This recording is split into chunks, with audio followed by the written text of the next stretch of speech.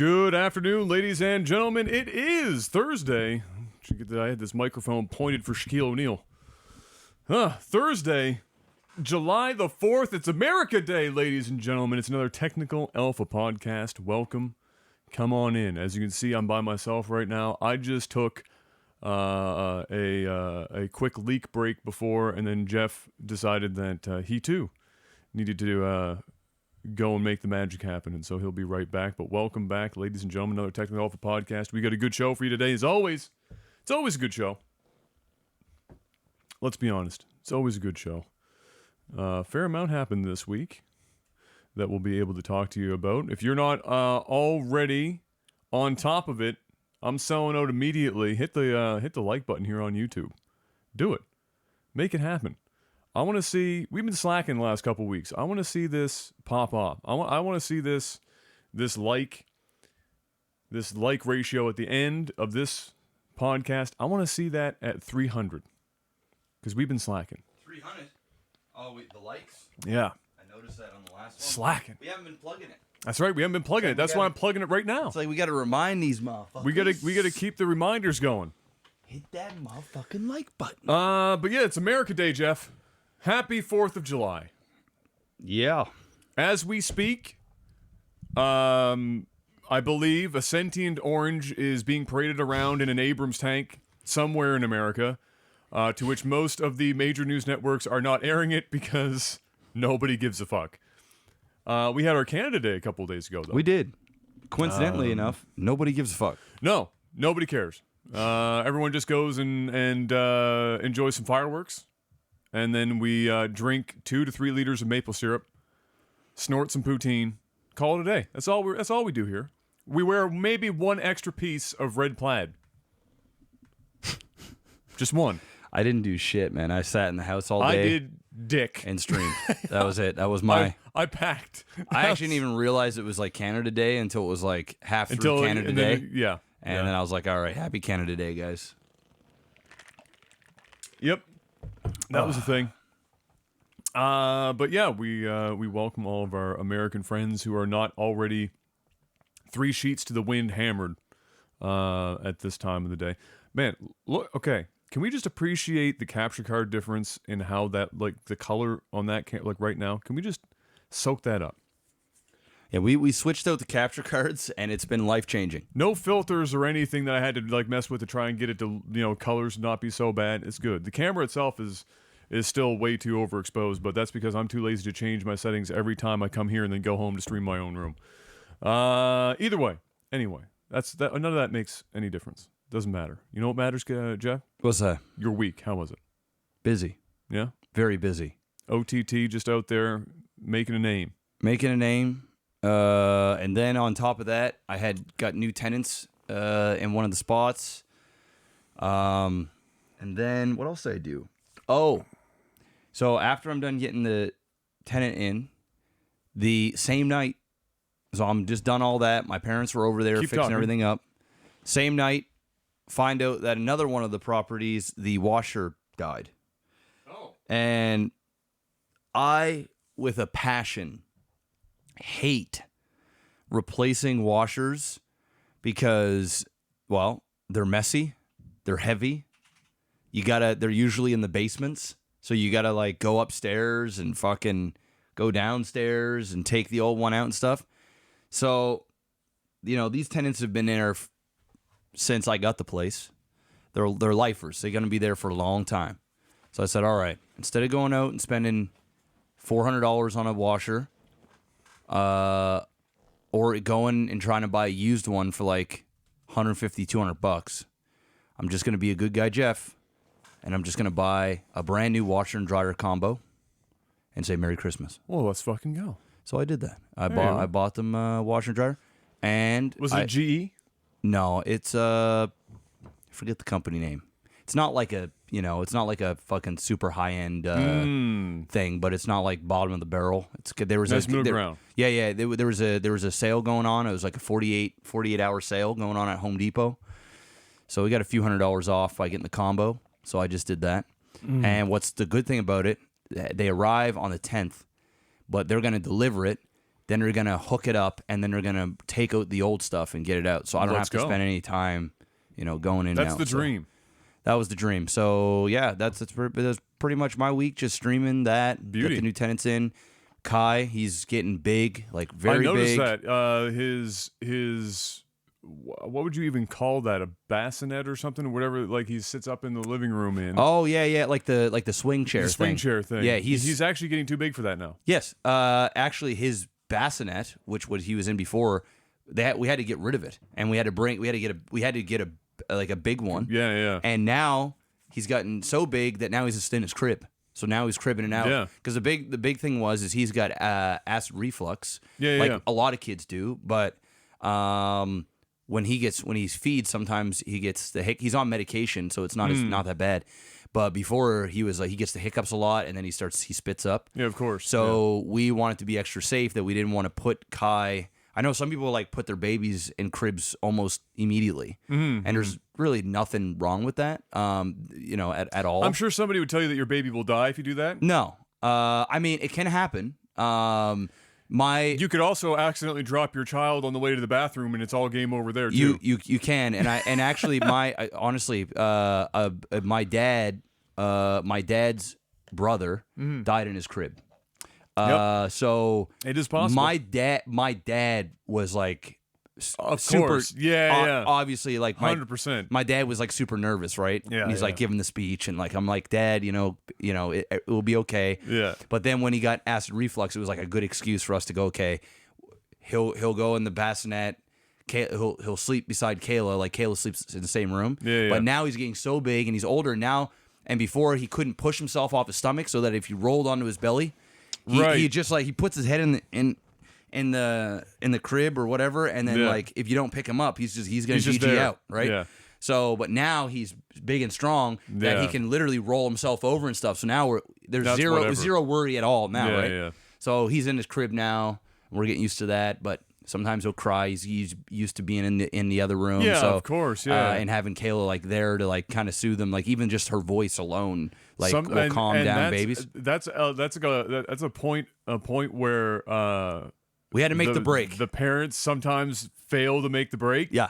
Where they cave to the crying. Yeah. And if you do, oh boy, are you fucked. Yeah. Yeah. So and Kayla's attached to the hip, obviously. Oh, it's first child. She's with him all the time. Yeah. So it's tough for her too, but he's good. He's getting big. It's crazy, dude.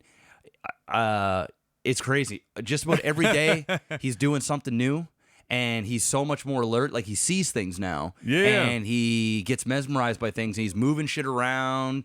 He's trying to crawl. He's doing all the things that that he wasn't doing like a month ago, and it's just crazy because you're like, you just kind of see. It's It weird starts seeing to a happen human. quick. It's weird seeing a human like become a human. Yeah, Does yeah. that make sense? Yeah, Like when yeah. a pet, when your dog starts to sit and lay down, it's cool. Yeah. But when you see a kid, like your own offspring, like starting to like do the little things, and then you're just like, oh my god, it's happening. it's happening. It So is happening. It's cool. It's cool. He's smart. So There you go. yeah, I don't have dumb sperm, so that's good. That's good. It's a good start. That's great. It's a bit early to tell yet. It's a little too early to tell, but Let's get him we're to off to a good school. start. Let's get him to school. Find out what happens there. But hey, as long as he, says a word before he's 3, We're okay. we're on the right track. We're on the right track. We're on the right track. I just basically my week was Gabs and Rex on a plane on Saturday. Mm-hmm. They're gone back, and it took me. I'm still doing it now, where I'm so used to having Rex around that when I'm like in my office and there's a couch right behind me or whatever, my chair is like up against that couch. I have no room in that fucking office. And I'd be so used to it. Rex would sometimes lay down on like the cushions of the couch right next to my chair. And so if I turned around, I'd sometimes like smack him with the chair. So I got in the habit of looking behind me every time I turn around, and I'm still habitually stopping and going, I will remember you. Exactly. And like it was so depressing. It was the saddest homeward bound type shit. I went home after I took them back to the airport or whatever, and then I go to sleep. I wake up. I go down to the office. I turn the corner, and like up on the top of the couch where he always lays, like, so there's 2 things. 1, his body imprint still on the couch, and 2, his hair is all over the friggin' sound baffle that I got there. And I was just like, my heart. My goddamn heart, Jeff! It's broken.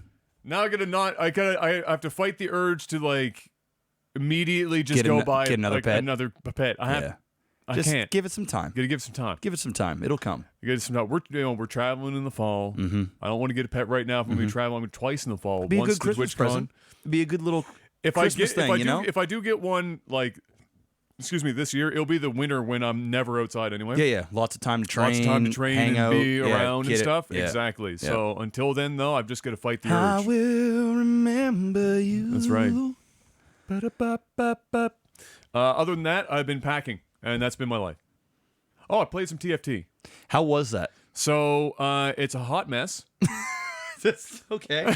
I watched you play for a little bit. I still don't understand how the game works. Neither do I, but that's fine because it actually just doesn't really matter all that much. Okay. So there's so much RNG in this game that even if you know what you're doing, your best possible scenario is that you have memorized all the various ways in which RNGs can fuck you in the ass, and then you circumvent that to the best of your ability. So you got to try and meta the possible RNG. Yes, but also it still doesn't really matter all that much because at the end of the day, there are certain power spikes that if somebody hits it, GG. you're in some doo-doo butter, and it's all RNG because the champions that you roll in your select every time completely fucking random. Items that show up completely random, and then my least favorite mechanic in this game that I will never understand, and I think it's possibly one of the worst things I've ever seen in a competitive video game, is what I call the hungry hippos. You know that game? Yes. Growing up, Yeah, you smack it, and they're going, okay, and everything's in the circle? Okay, right. So did you watch long enough to see this I happen? did not. Okay, so in the very beginning, when you're picking your first champion, you're doing it technically. In the middle, so all of you are around a circle, all of your like little characters, like your I can't remember what they're called now, but you know what I mean. Champions. You have like your little chess pieces. You have like you as represented. The stuff that takes the guy who takes damage is your character. It's like a little. You start with like a teardrop looking dude. Okay. And then of course you can pay to have other stuff you want. Of course. Of course. So did you pay? No, not fucking no. No.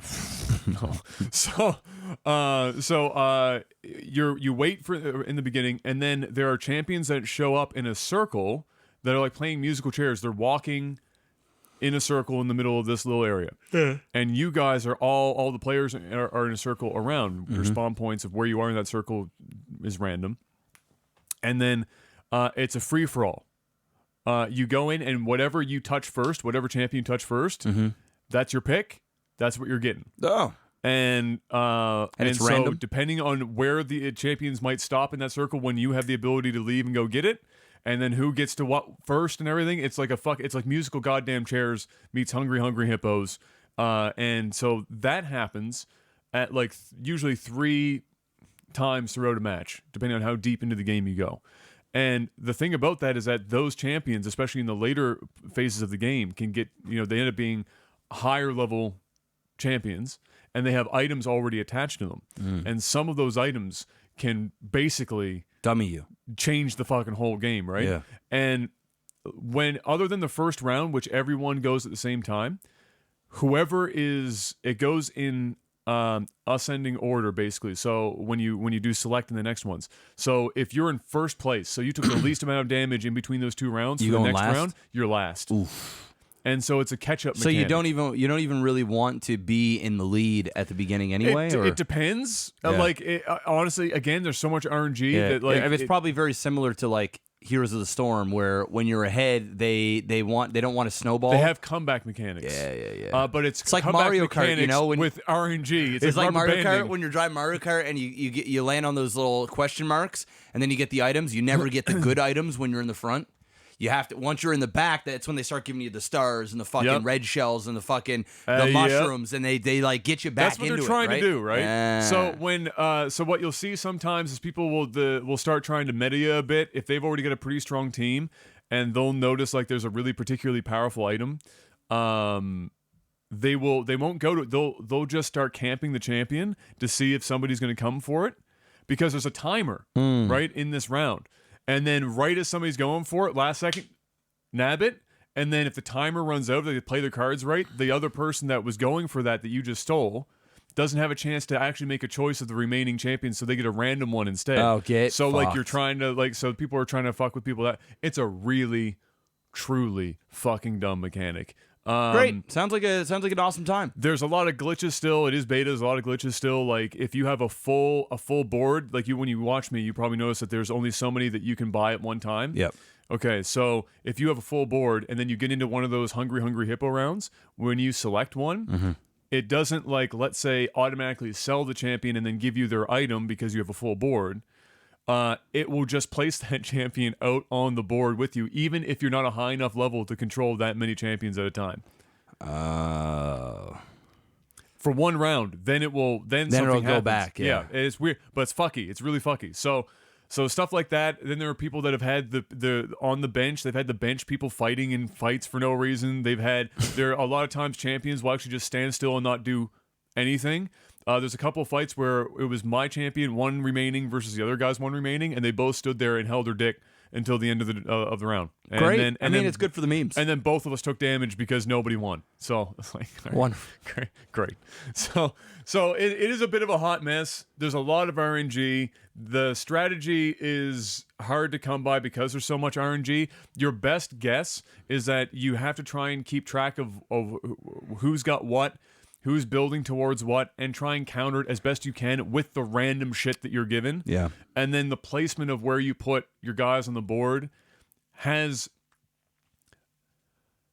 some strategicness to it. It's not that much. Yeah. The majority of the time, literally bundling your guys up and then just having them in certain rows is about all you need to do, with very few exceptions. Like if you're worried about assassins getting to your back line, or if you're trying to get one of your guys far enough back so that the fight progresses long enough for them to ult before they get killed. Like let's say Kale, if you remember Kale's ult in League, it makes them invulnerable. Yeah. Any one of your allies. And so if you have like a level 1 Kale, because she's a late game champion, she's a legendary, and she's not very strong, she still get blown up. You like stick her in the back to hope that she doesn't, or surround her with guys to hope that she doesn't get blown up, so that she has the chance to get her ult off before she dies, stuff like that. But it's minimal. So I did have like I have fun with it. If you don't take it too seriously and you have like some fun, you do some meme builds. I've been memeing with Blitzcrank a lot. Blitzcrank's actually low-key god in that game. I got him level 3 a couple times, and he will solo entire fucking teams like an absolute legend. Because his ability, obviously his pull, what it does is it pulls the furthest hero or champion away, which is often their the carry. best, their best guy, right? It's very rare. Them. Sometimes if they know you got blitz, they'll try and meta you. Yeah, they'll put like a Garen in the back or something. Yeah. But oftentimes they don't, and then blitz. And so if you put like a tier or something else, he can use his pull once every like fucking 4 seconds. And so I had fights where blitz would like, I gave him a bunch of magic damage, and then he just pull a carry, hit him once, dead, and then 3 seconds later pull another carry, hit him once, dead, and he just fucked people up. Sounds like a good time. So like you can meme a bit, you have a little fun with it, but it's at the end of the day, it is a fucking 5-alarm fire, bro, straight up. I haven't played Underlords yet, the Dota. Mm-hmm. The Dota one. Mm-hmm. I've watched some of it. It is an infinitely more polished, infinitely more tactical. They actually tell you what all the heroes do. They actually tell you what all the items do properly. There's no guesswork. There's no bullshit. There's way less RNG, and so you can actually counter people effectively. Well, that doesn't surprise me any. I mean, that doesn't surprise me. And they didn't put it in the client. Yeah, it's its own thing. Yeah. Which means it can go on mobile, which it already is. Whereas Riot, being full-blown retargeted. Well, they just want to get their shit. They just want to get their shit out, right? And now it can't go on mobile without them having to rebuild it. I bet you their in-game currency for buying shit is probably just the Riot stuff, right? Yeah, it is. Yeah. So that's why they did it, right? They have all the infrastructure. They just slap it in. Mobile for auto chess, dude. That's the show. Like that. Honestly, that's like the new card game. Yes, right. That's what that is. So they're working on it. It's like a 3D card game. But they were definitely on their back foot a bit on that one. Yeah. Yeah. So there you go. So I played some TFT, and it is a meme for sure. Game stuff, Jeff. There is game stuff to talk about this week. Let's talk about it. Let's talk about some game stuff. Epic Game Store back in the news again, baby. It's just the news cycles just keep coming up. The hits just keep on coming. Here we go. So we've talked about these things in the past. I think we even talked specifically about Shenmue 3 in the past. But Shenmue was on Kickstarter, got funded. People were promised Steam keys. Epic swooped in. We want Shenmue 3 for this timed exclusive like they had with other games. Yep. And then it was no longer to be put on Steam. And then everyone that backed it decided that was the reason they bought Shenmue 3. It wasn't because they wanted to play the game. It was because they wanted to play the game and it was on Steam. And that was actually so imperative to their being that when it went to Epic Game Store for 6 months, and that was a problem. So anyway, Epic looks at this and sees people are like begging for refunds, and of course, Shenmue's not giving refunds back. They're already dumping money into the game development wise. So Epic comes in and goes, all right, so here's what we're going to do. We're going to field all of the refunds that you guys want so that Shenmue's development money doesn't get touched.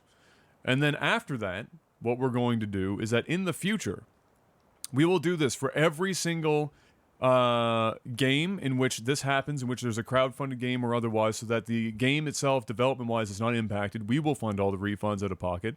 And then, furthermore, not for Shenmue 3 because it's too late now, but in the future, if it's a Kickstarted game that was promised for Steam or anything else that we come in and do a timed exclusive buyout for, we will also work with Steam and the other partners that was originally put out for, so that the people who backed it, who want those, at least get those keys. Damn. Epic is dropping their dick all over the goddamn place. And people are still complaining about it. It's not good enough, Jeff.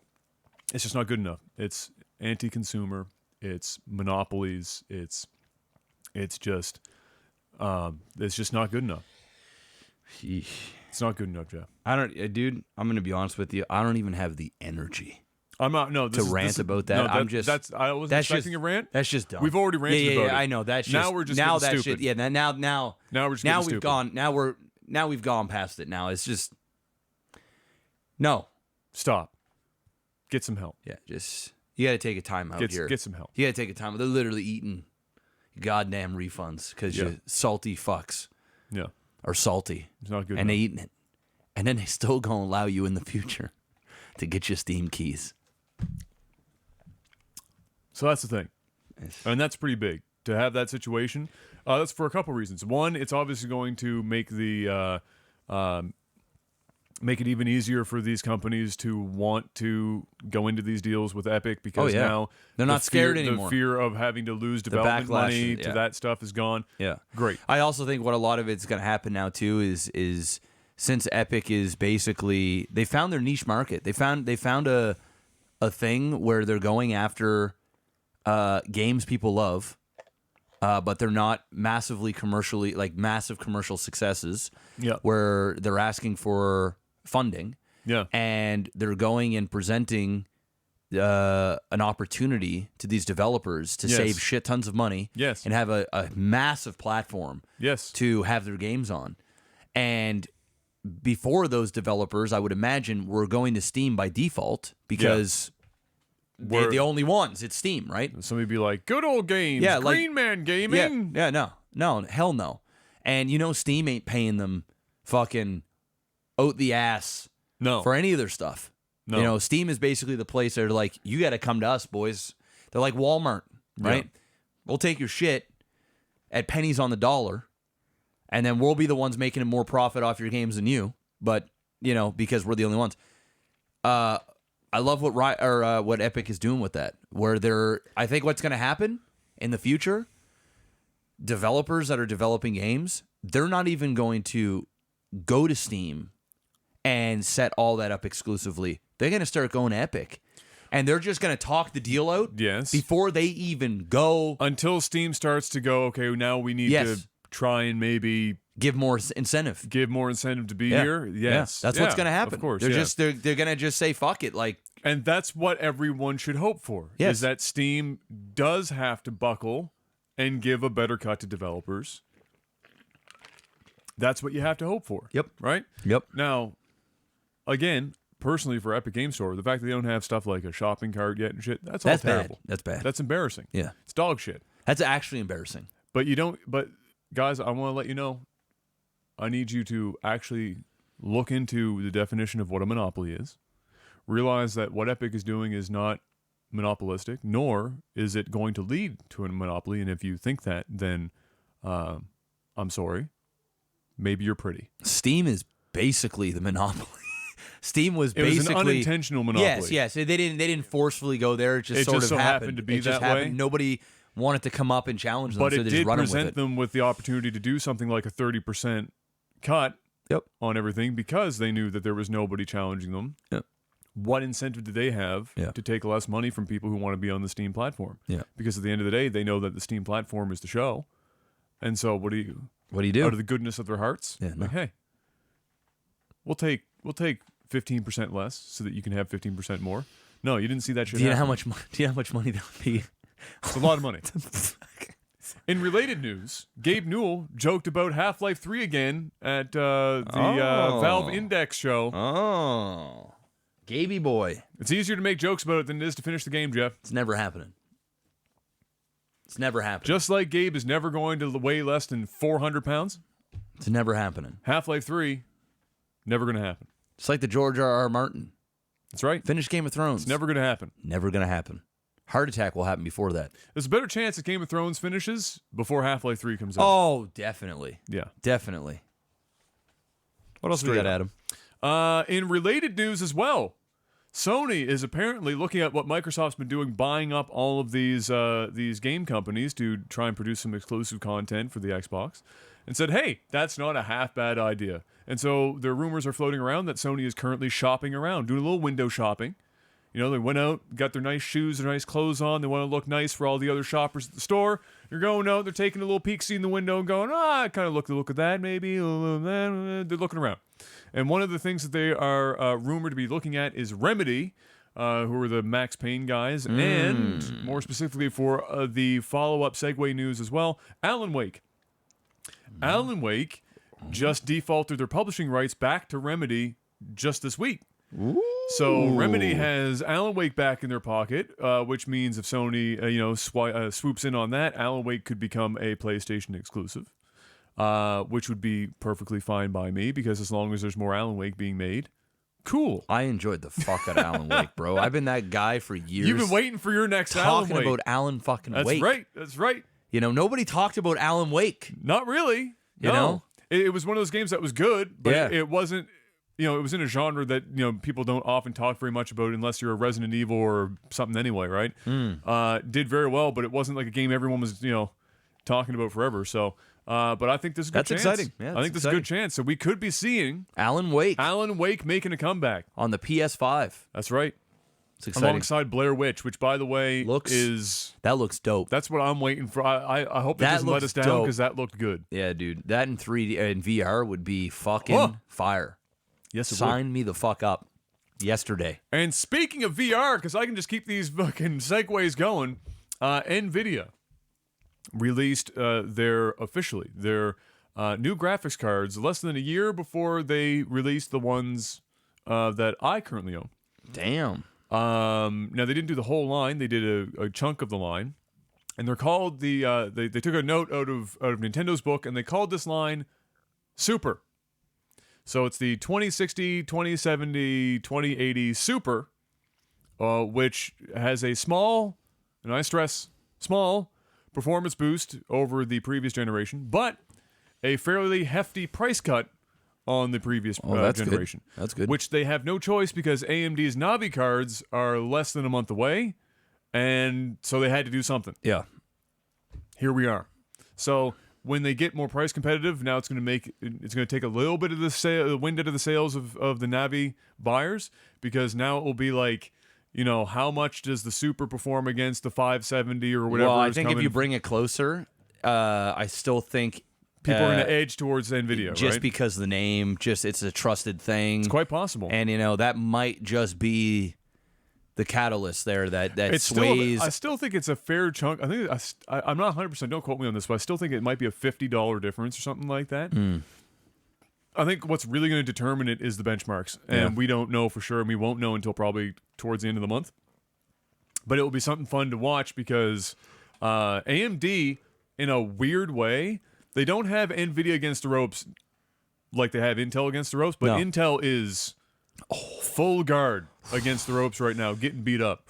Well, they're just gonna have to cut the prices. I mean, that's what's gonna have to happen. But they can't because they're seen as the premium brands. luxury They don't have a choice, dude. So they're gonna get fucking ass fucked. They got to ride this baby out until they got their new shit coming. Maybe Either 2 that, years from now, or they better fucking pray that the AMD chips Just are dies. garbage. Like they're defaulted as fuck. People are having problems, then they're just gonna go, ha! Told you so. You want to pay for quality? Come on over. Then that's their fucking that's their Hail Mary. That's the fucking hell. Because if these cards or these chips come out and they they're fucking good? smash, Yeah, that's bad. That's bad. they're in some doo doo buds. Yeah, They're in some doo doo butter. That's gonna be real friggin' bad. But it's nice. It's nice to see the big guys actually having to put in a little work. Yeah, dude. For the first time in a few years. Yeah, dude. It's nice. It's dope. I like it. Bro, I'm about to build an AMD. Yeah, we're getting up on that. I'm gonna still advise you to wait a little bit to see the motherboards how they go. Yeah. How much longer is that? Oh, give it a couple months.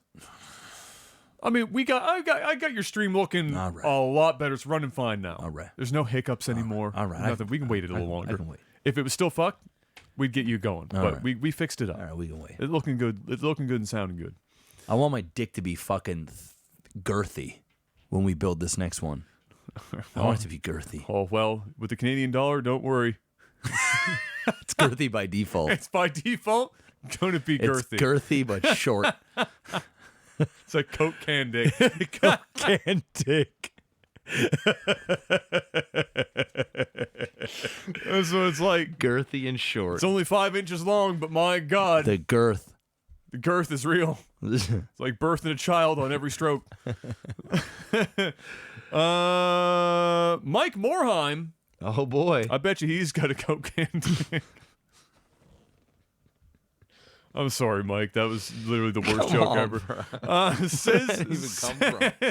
Says he wishes that he had that they had focused on Dota earlier. Oh, this was an article that was kind of discussing why HOTS failed, and they had got a chance to talk to Mike about it and a little bit and get a little. Now that he's not Now that he's not attached, now you can talk a little bit, right? Yeah. So his reasoning was he mentioned a couple things. So he said one was, Dota when it was a mod for Warcraft, right? Yep.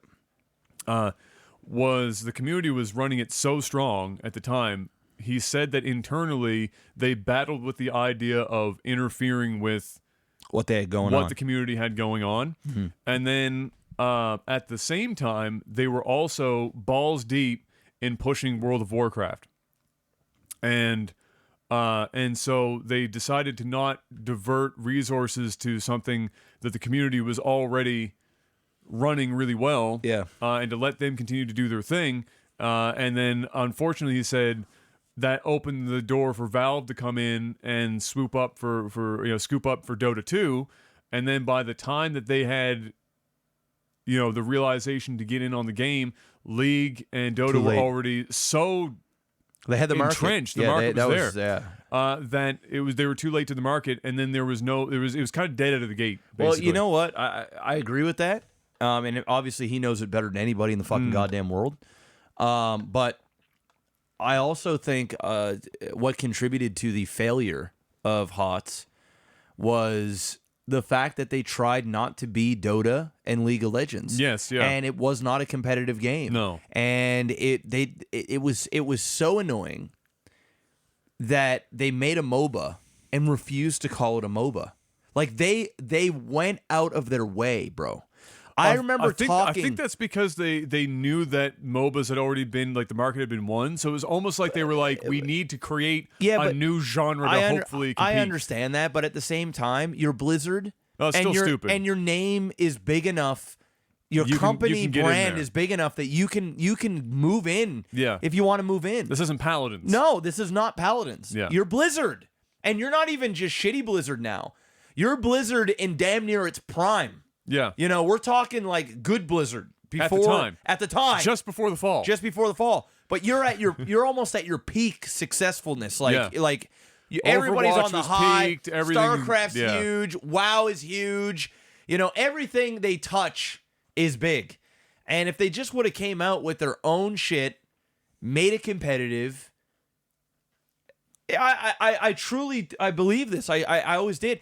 I believe the outcome would have been different. Yeah. I still think they'd be here today. It was marketed very oddly and confusingly. I remember when I was in Las Vegas with them for Heroes of the Storm. Right.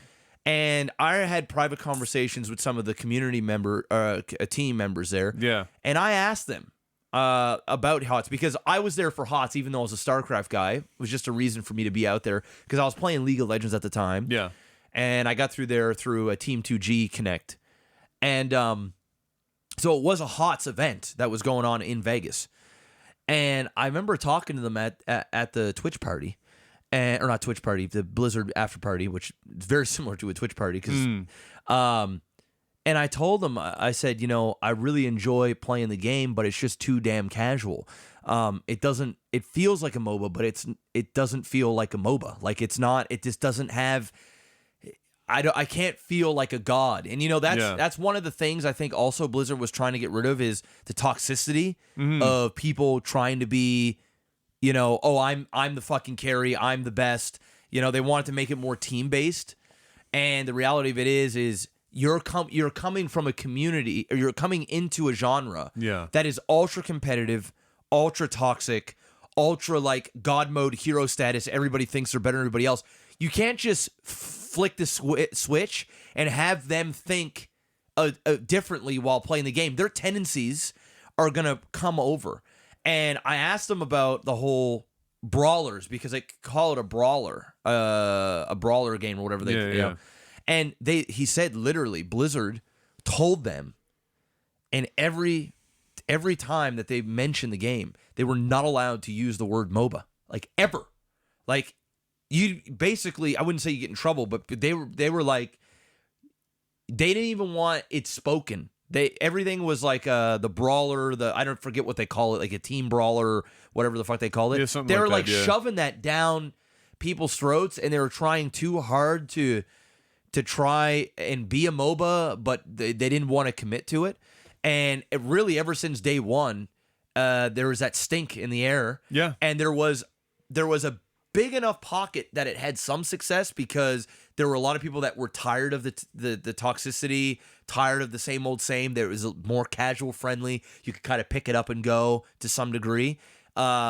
so it worked, but it didn't have the legs because then once other big free to play games came out, they started losing. They started losing their diehard core. Now they want to go and play battle royales, PUBG, fucking Fortnite, whatever. They're just late. They're just late. That's what it was, and it sucks because I loved HOTS. I played a lot of HOTS, and it really is my favorite MOBA.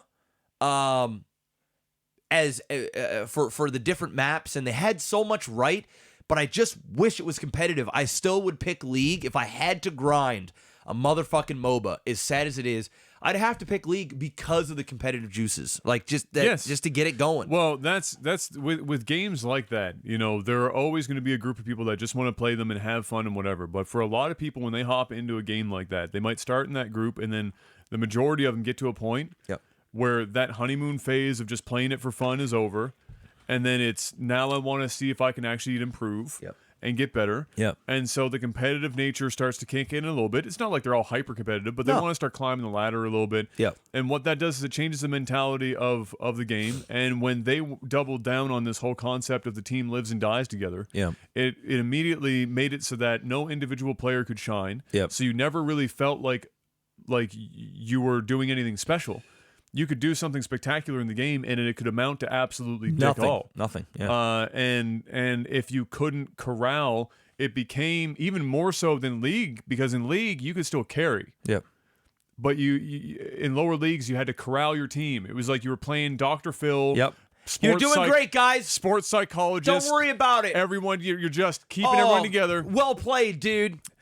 You know, pinging where to go, doing everything. Good job. This good. You're like spending half your time fucking like you're a psychiatrist, messaging them, like being a psychiatrist. And so you had to do that in HOTS eventually as well, but you didn't have the ability to really carry anymore. And so when just the frustrations for people trying to be competitive in that game just kept mounting more and more and more. Takes the fun out of it more, and it gives them even less reason to stick around. So that when games did come out that people could feel competitive in again, they often either went back to League or back to Dota or just stopped playing HOTS altogether. Maybe they hopped on the PUBG train at the time. Stuff like that. It was unfortunate. It was definitely too late and marketed poorly. So what do you think right now? Michael Morhaime. No. I mean, Michael Morhaime. All right. If you're Michael Morhaime right now, big Mike. Right? You've got you're sitting in your fucking mansion somewhere, right? You're sitting on your billions. Probably playing Brood War. All right. Probably playing Brood War. Are you fucking salty right now, or are you saying, you know what? I'm fucking happy. I'm content. That's it. I'm out. I've done it. That's it. Like what do you? I mean, I'd love to be able to I'd love to be able to pick his brain, because what? How do you feel? Like, because Blizzard right now is in such a rough state, not only publicly, but just also their games in general. Like, shit is not. They've got some nice things. Like they're doing some things well still. We've got the new Warcraft coming out. People were excited for. WoW Classic has got a lot of hype right now, which I think will die. Whoop-de-doo, Basil. Pretty fucking quick.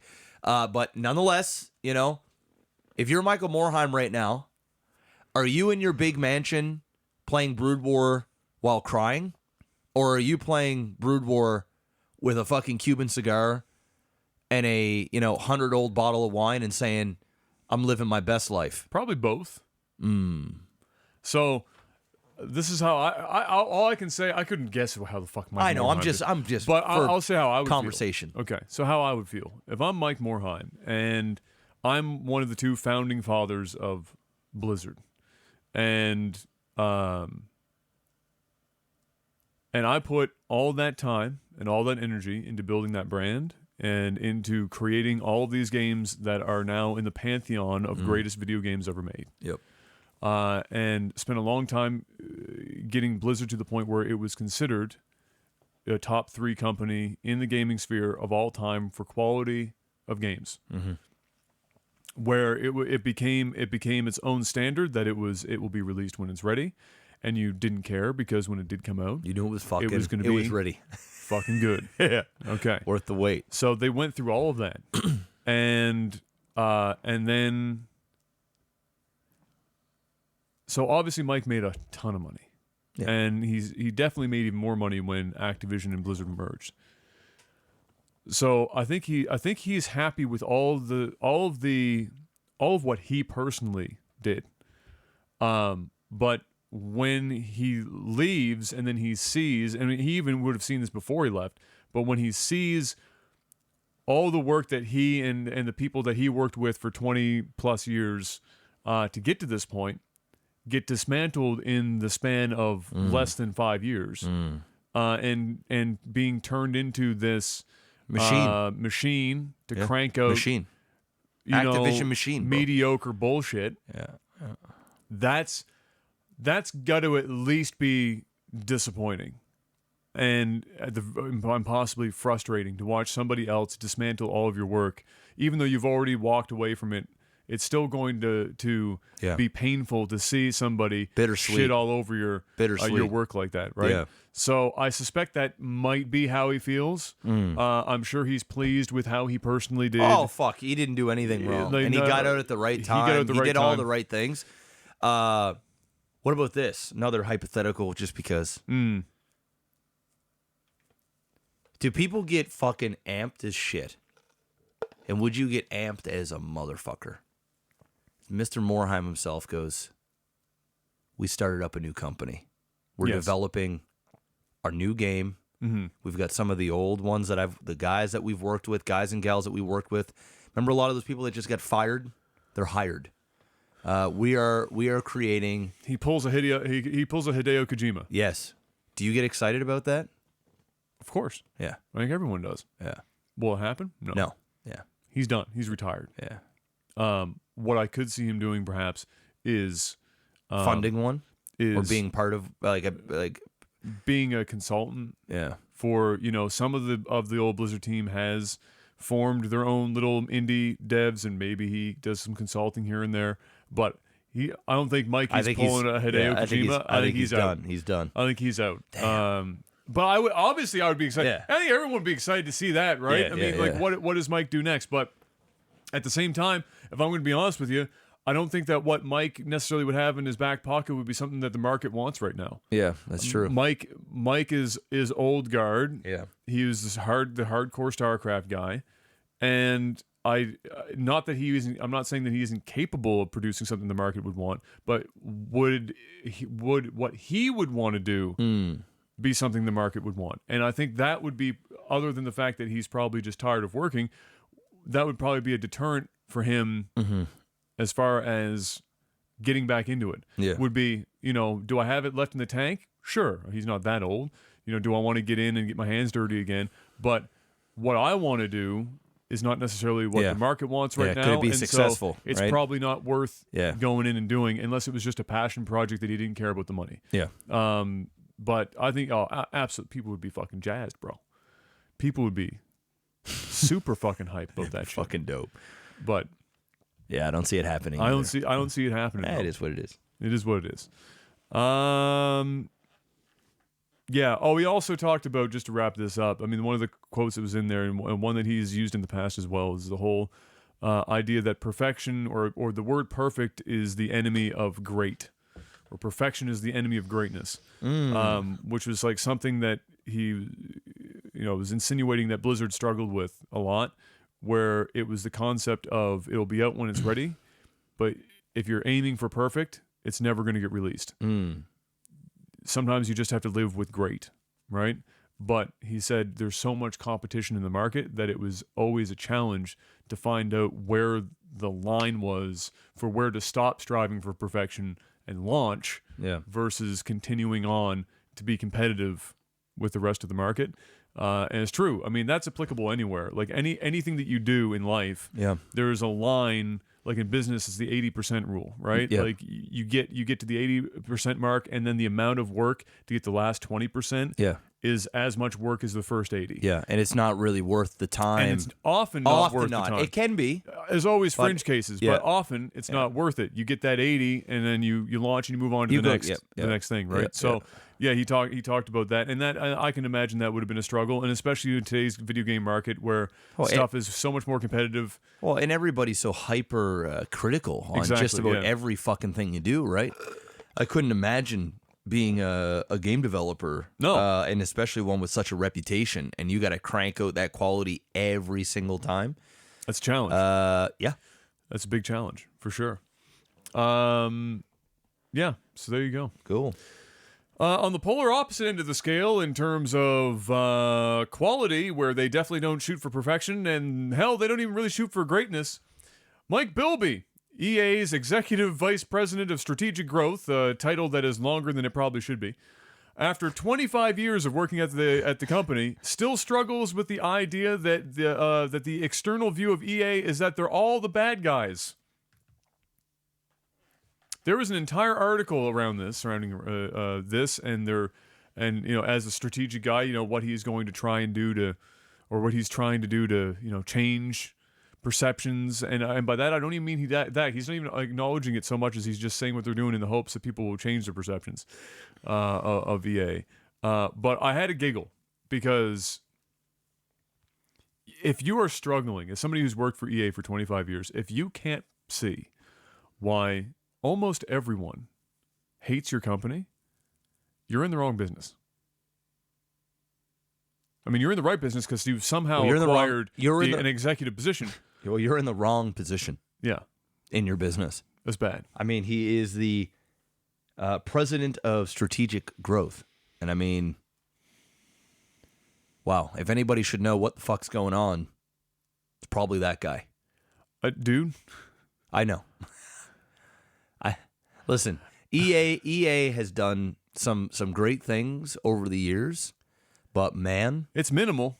But man, the absolute number of developers that they have pocketed and then crushed and closed the doors on just keeps growing. The list is so and long. Growing, yeah, and growing, yeah. And the games that they have shattered with their shit fucking policy of online everything and loot box everything and microtransaction everything and fucking just not loot boxes, but surprise mechanics.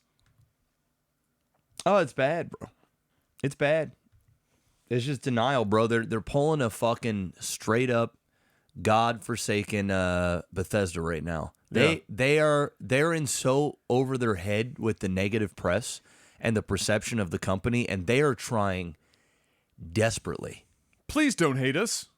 That's literally where we're at now. Please don't hate us. It's like they've given up on making quality games. Like they've just given up, and now they're begging. They're basically trying to brainwash you into thinking they're not as bad as they are. Just shut up and make good games. Stop fucking around. Just shut up and make good games. That's all. That's like a great example was what was it? What was it? You played the games. The horror game in space, Dead Space. I got there I said the word space. Dead Space. So Dead Space was going to get like not gonna lie, or whatever. Not gonna lie, I loved the first two Dead Space. Yeah, Dead Space is good. Yeah, I liked it. I liked it a lot. And then EA got their hands on it, and then they actually said, what we need online shit. And we need microtransactions, loot box type shit, everything else. And then they said, you know what? We're just going to cancel this game now. The innumerable ways in which EA is so desperate to cram shit monetization into all of your games, and to sit back and think, this is fine. Why does everyone hate us? People don't have to spend the money on this shit. You're insane. I refuse to believe that that's stupid. They know exactly what they're doing.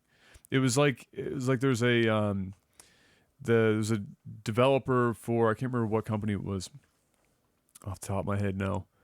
But it was at one of the developer conferences, and he was talking about microtransactions and literally the science behind how they're manipulating fundamentally emotion and habit in people to create whales and to generate the money off of them, whether they have it or not. And shamelessly, no pulling punches, no trying to be like coy about it because he knew he was being recorded. Just outright, yes, we are using psychology, yes, to create gambling addicts Yes. and create addiction Yes. in people Yes. to further ourselves financially. 100%, bro. Not make a good game, but do all this shit instead to increase the margin. Yes, it's actually so bad that the games, I don't even know if they're this genius, but I'm just gonna say it. The games are so bad that the only time you actually feel good and it's exciting is when you're opening up boxes. That's when your endorphins go up because the game's garbage. Yeah. You need to buy this bullshit to make the game playable or feel like you're part of the actual action or you have some sort of customization. And then you have the endorphins fire off when you're spending $4.99 to open up pack cards or open up a fucking box or get a new skin or get some whatever. And that's just the way it is. I mean, that's just the way it is. You know how I see this? I see this kind of like in marketing when for a period of time subliminal messages were fair ball. Where you could literally like insert a random single frame of like a picture of a product or something or an idea to plant it in someone's head, and that was fine. Yeah. And then eventually somebody went, you know what? That's actually not okay. That should be illegal. Don't do that. That's manipulating people. Yep. This is pretty much that. Is that they're outright, and they're not even hiding it, they're outright saying, we are literally using psychology to create addictions in people where there wasn't one before, to normalize the spending of money in these games as a hook. You get the hook, and then you put an offer that looks like it's timed and they can't get away from, and then there's a hook to that. And then once they've spent the first $1, now it's a normalized thing that they've spent money, and now they're more likely to spend money and keep spending money. Of course. And then you just all you have to do is put it in front of them. Being trained. And he even says in this fucking thing, in his little speech, he said, the incentives don't even have to be good anymore. Once you get to that point, they just have to be there. You don't have to put effort in. They don't have to be enticing. Yeah. You put almost anything there. Yeah. And they're going to buy it. It's crazy. That video, and I know somebody mentioned Jim Sterling. He did a thing on loot boxes and this microtransaction kind of deal here in the last few days. And if you want to watch it. I didn't see it. I'd already seen this video that he used as like the crux of this conversation. I'd already seen it when it originally happened a while back. I think the guy was like some Swedish dude. I wish I remember the company he worked for. But it was shocking when I first saw it. I was watching it going, like, it was the type of thing that you'd think that this would be in a boardroom meeting where nobody else but the board is seeing the shit. It is not. He was talking about this stuff so loosely in public that I thought this is almost like hiding in plain sight. Yeah. Like this is so this dude's crazy. gonna be assassinated here pretty soon. It is like somebody's taking him out. This is so crazy that I can't believe that he is openly letting people record him do this, because it's going to be used as a case Yes. to legally I have to stop watch this. Yeah, I have to watch this. all of this shit. Yeah. I'm gonna have to watch this shit. And I don't think we're that far away from it happening. I think we're probably within 10 years of this kind of predatory practice being illegal. Yeah. And it will be more than just the game industry that gets affected by it. Yeah. And it's going to be crazy to see, because it's quite literally creating addictions where there are none, and crippling people financially and mentally, and they sleep at night like they just don't give a fuck. Well, they don't. Like it's one thing to go out there and try and just in a sane way make as much money as a company as possible. But the moment that you start psychologically manipulating You're people, hiring people to figure out how to psychologically. This isn't spending money on marketing at the grocery store to spend in a couple extra dollars to get your product up at the ideal average person's height level for their eyes, so that their eyes fall on your product first. Like that, we're not talking about this level of fucking. No. We're talking about literally fucking with your brain on levels that literally creates addiction, like you're on drugs. Life. Yes. For life. Yes. Yes. This isn't, the Pringles is in the crackers section. Yes, dude. I can guarantee it. I mean, I can guarantee, especially how big the gaming market is now, and how kids are literally being raised in this. Like this is for the new generation. I mean, we've gotten at the tail end of our adulthood here, playing video games. So this wasn't. This wasn't a thing for us when we were teenagers. Like we No. used to just go and buy a game, You just buy a game. and it was either it was good or it wasn't. I mean, there was none of this fucking No. shit. There were no hot patches. There was no fucking downloadable content or none of that shit. No. Nowadays, this is it. And I can guarantee that if they did the studies for the next 10 years, 20 years, the kids that play the video games this generation, they are far more likely to be addicts in other parts Yeah. of their life. Yeah. Period. If you went to a kid Gambling, that, alcohol, all anything, of it, all anything, of it, anything. all of it. Yeah, yeah. You went to a kid that sat there and had his brain manipulated on feeling like he needed this for whatever reason, and he's used to just spinning a wheel or spinning or opening a crate or whatever, getting skins, getting weapons on CS:GO, whatever the case may be. Those guys are going to be far more likely, not saying that they are going to, but they are going to be far more likely to play the lottery, to grab a scratch ticket, to go to the casino, to do things that are risky, that are attractively risky, that there's, it's because it's something that clicks, and I can guarantee it. And I'm not saying that, just because there are these things that that this is the problem be all, and that's the reason why the fucking kids are being brainwashed. It's adding to the problem. It's adding to the problem. The video game industry isn't the only ones that are doing this by any means, but we're also, you even see things like as little as going to McDonald's and peeling off things on French fries or cups, and you're trying to, get something for free, Yeah, of or, course. you see this everywhere. But the kids that are playing this stuff, man, it's getting bad.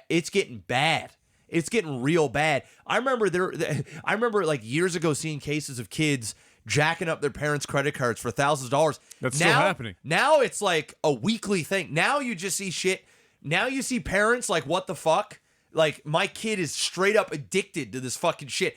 Like, it's Oh, it's nuts. it's nuts. It's nuts. It's crazy. And so the arguments and stuff that the game companies tend to have as of late is, games are getting expensive. We need to fund our games somehow. These games are getting, we're providing longer and longer term support for these games, so we need to be able to create the money to be able to keep making this shit happen, et cetera, et cetera. Well, here's the thing. The game industry did perfectly fine before all this shit. Yep. There were still massive companies. The difference was they just weren't Shit games. they just weren't having CEOs make, $500 million a year. Yeah. It's not that they can't operate that way. It's just that you want to make more money in every conceivable way that you can get your hands on. Like, it's not that games can't exist without all these things. Yeah. They did for decades. It's their shareholders No are so problem. used to those juicy fucking it was profits. You know what EA said? You know what EA saying? Oh, we just can't get how else do you think we're going to pay for these licenses for these sports games? Like, I don't know. How did you do it for 20 years before that? How did you afford the FIFA license before before FIFA Ultimate Team? Bruh, it's crazy. It's either that or they're so in over their heads where they started just paying up the fucking ass because they've been making so much goddamn money. And if they revert back to the old fucking style, or they don't, or if they change in some sort of way, that they're actually going to go under because because now you've got everybody and their dog used to making this much money, and once you turn back, there ain't no going back. That's the only thing I can see is they're paying FIFA an exuberant amount of money because they're making so much money that if they cut off any of the things, they aren't going to be able to. They're going to be going to FIFA and saying, "Hey, we can't afford to give you this much anymore for this kind of contract. This is what we're doing," and they're going to lose the licensing deal. Or I don't know. There's nothing wrong with wanting to make more money. It's what you do to make more money. That's a problem. Yeah. If I really wanted to make a bunch of money right now, I'd just go sell some drugs. Get involved in the drug market. Start selling fucking opioids to spry fielders. There you go. And then when the methadone clinic rolls around, I go 100 feet to the left and I wait and they get out of the methadone clinic, coming over and give them some more. Walter whiten it out. You know what I mean? Free money. You know, you make a valid Free point. fucking money. It's a shitty way to make some free money. It's a shit fucking way to make money. You're fucking up You're fucking up people. You're fucking up people. Something fierce. Yeah. Okay? If you're in a game company and you're going, we need to make more money, and your two choices are make your game making process more efficient and make better goddamn video games to sell more of them, or fuck all that shit and create addiction in an entire generation of children. What are your... Going with addiction. Yeah. And that's my point. Yeah. There is no excuse for it. It's not a money thing. It's not anything. It's Yeah. fuck them. Yeah. Fuck them. Fuck them. I want their kids to get addicted to the shit. So they can deal with it on their end. That's what you have to hope for. It's like it's like somebody who's never experienced it before gets to dismiss it. So until it's happened to them, they just don't care. It's like politicians that send everyone else's children to war, Yeah. but don't actually send their own. Yeah. Yeah. They're so separated from the problem. They don't have any gravity. There's no gravity to it. There's no empathy. They can't understand. Yeah, school gets shot up. Not my kids. Not my It's kids. not guns problems. Doesn't matter. Until one of their kids is in the classroom. And then all of a sudden, and now it's it's a problem. like, yeah, now My it's point, fucking yeah, exactly. yeah. That's it. That's be a fucking problem then. I tell you that. Now it's a problem. But until then, sleep at night, somebody else's problem. Yeah. And that's what's fucked up. The video game industry is already bloated as it is. We're still experiencing that problem as we see it right now. In my opinion, publishers should stick to being publishers. Developers should get smaller, more efficient, and reduce the scope of these goddamn video games. People were saying stuff like, "Well, somebody in chat said, I can't remember who it was. You know, gamers want everything. They want the best games ever. They want them for free." That's bullshit. If that was the case, nobody's out buying God of War. Nobody's buying Red Dead Redemption 2. Nobody's fucking shoveling money into these AAA, well-established properties because they aren't free. And they don't have loot box mechanics coming out the fucking wazoo and all this other traditional shit. And they're still selling ass loads of copies and making hundreds of millions of dollars. But Adam, they can't crank those quality games out every fucking second quarter. Exactly. That's what it is, bro. Because the scope of them are fucking enormous. Yes. Back that shit up. Yeah. We don't always need 70 fucking hours of whatever. We don't need this constant insane production value for what? The games are still going to be garbage half the time. This, like, just scope them down so that you can get quality. Give me a quality 15 to 20 hours of my life. Hell yeah. Give me that. Give me all that. day, baby. If you're worried about getting them out faster, give me that. Yes. Otherwise, give me a 5-year development cycle and a 60 or 70 hour game and walk the fuck away. Yep. Yep. I'm with you, bro. I'm with you. And at that point, then it's just... But since everyone's the fucking goddamn rat race, Yep. chasing it, and the market's feeding the fucking money to it anyway, right? So exactly. they're all just trying to get it while it's good. They're just people are shoveling money into the fucking burner. It's crazy. It's crazy. I mean, I even saw it there with fucking. Anyway, I don't want to get into it because we'll rant about it for too long. It's fucked up. It's fucked. It's fucked up. It's fucked up. What's next? It's fucked up. I bounced around, so I have to see where I am in my list now.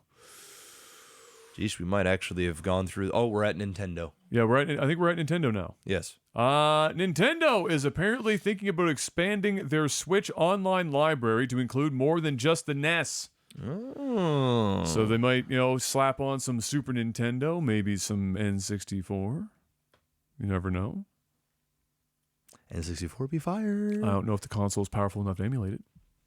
It's got to be powerful enough.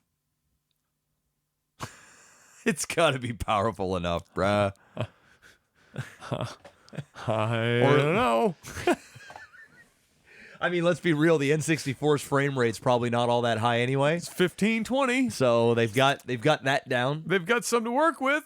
I mean, and you never know, the new systems that do come out, they might be better, A little bit more horsepower. a little bit better. Yeah. Yeah, that'd be, dude. I'm such an N64 fanboy. Yeah. I just am. Yeah. I It's just- just am. Super Nintendo and N64, bro, and PS1. think- That's the shit for me. Yeah. That's my childhood, bruh. Unfortunately, I think you're going to be seeing Super Nintendo, and then it's probably going to stop there. Yeah. I don't think we're going to see much for N64 right away. Rip. You might see ports of other N64 games that they've already remastered for the 3DS, Yeah. but not actually just start emulating N64 games. Yeah, and this was all in a like a shareholder meeting, and they also talked about in the same meeting. They talked about censorship in games, which seems to be an increasing thing. Not just for like games in China, but there's a lot of games coming to North America or going to other places in the world where they're censoring for various reasons. So a lot of Japanese games that get censored on the way to North America because North Americans can slaughter children wholesale, but we can't see a pair of tits, even if they're in a bikini. It's unacceptable. But if you were to cut the head off of the woman in the bikini, now we're talking. Now it's okay. I shouldn't even be laughing. That's true. But it's so fucking goddamn true, bro. It's so sad. It's so sad, bro. You cut off both of those tits and just exposed, bloody, bleeding, open wounds. That's fine. Yeah. But if they're still intact, think of the children, Jeff. Think of the children. We need to keep them as pristine for those loot boxes as we possibly can. We can't have them. Their minds will be tainted for life. Oh my.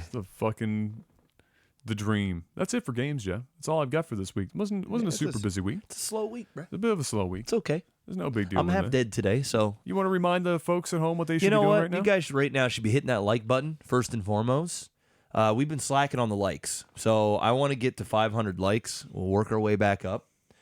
Yeah, 500 likes would be great. What else was there? Oh, patreon.com/legtv. Y'all like StarCraft casts? Go support it. Y'all like this podcast? Go support it. We don't have any sponsors. It is quite literally on the backs of you.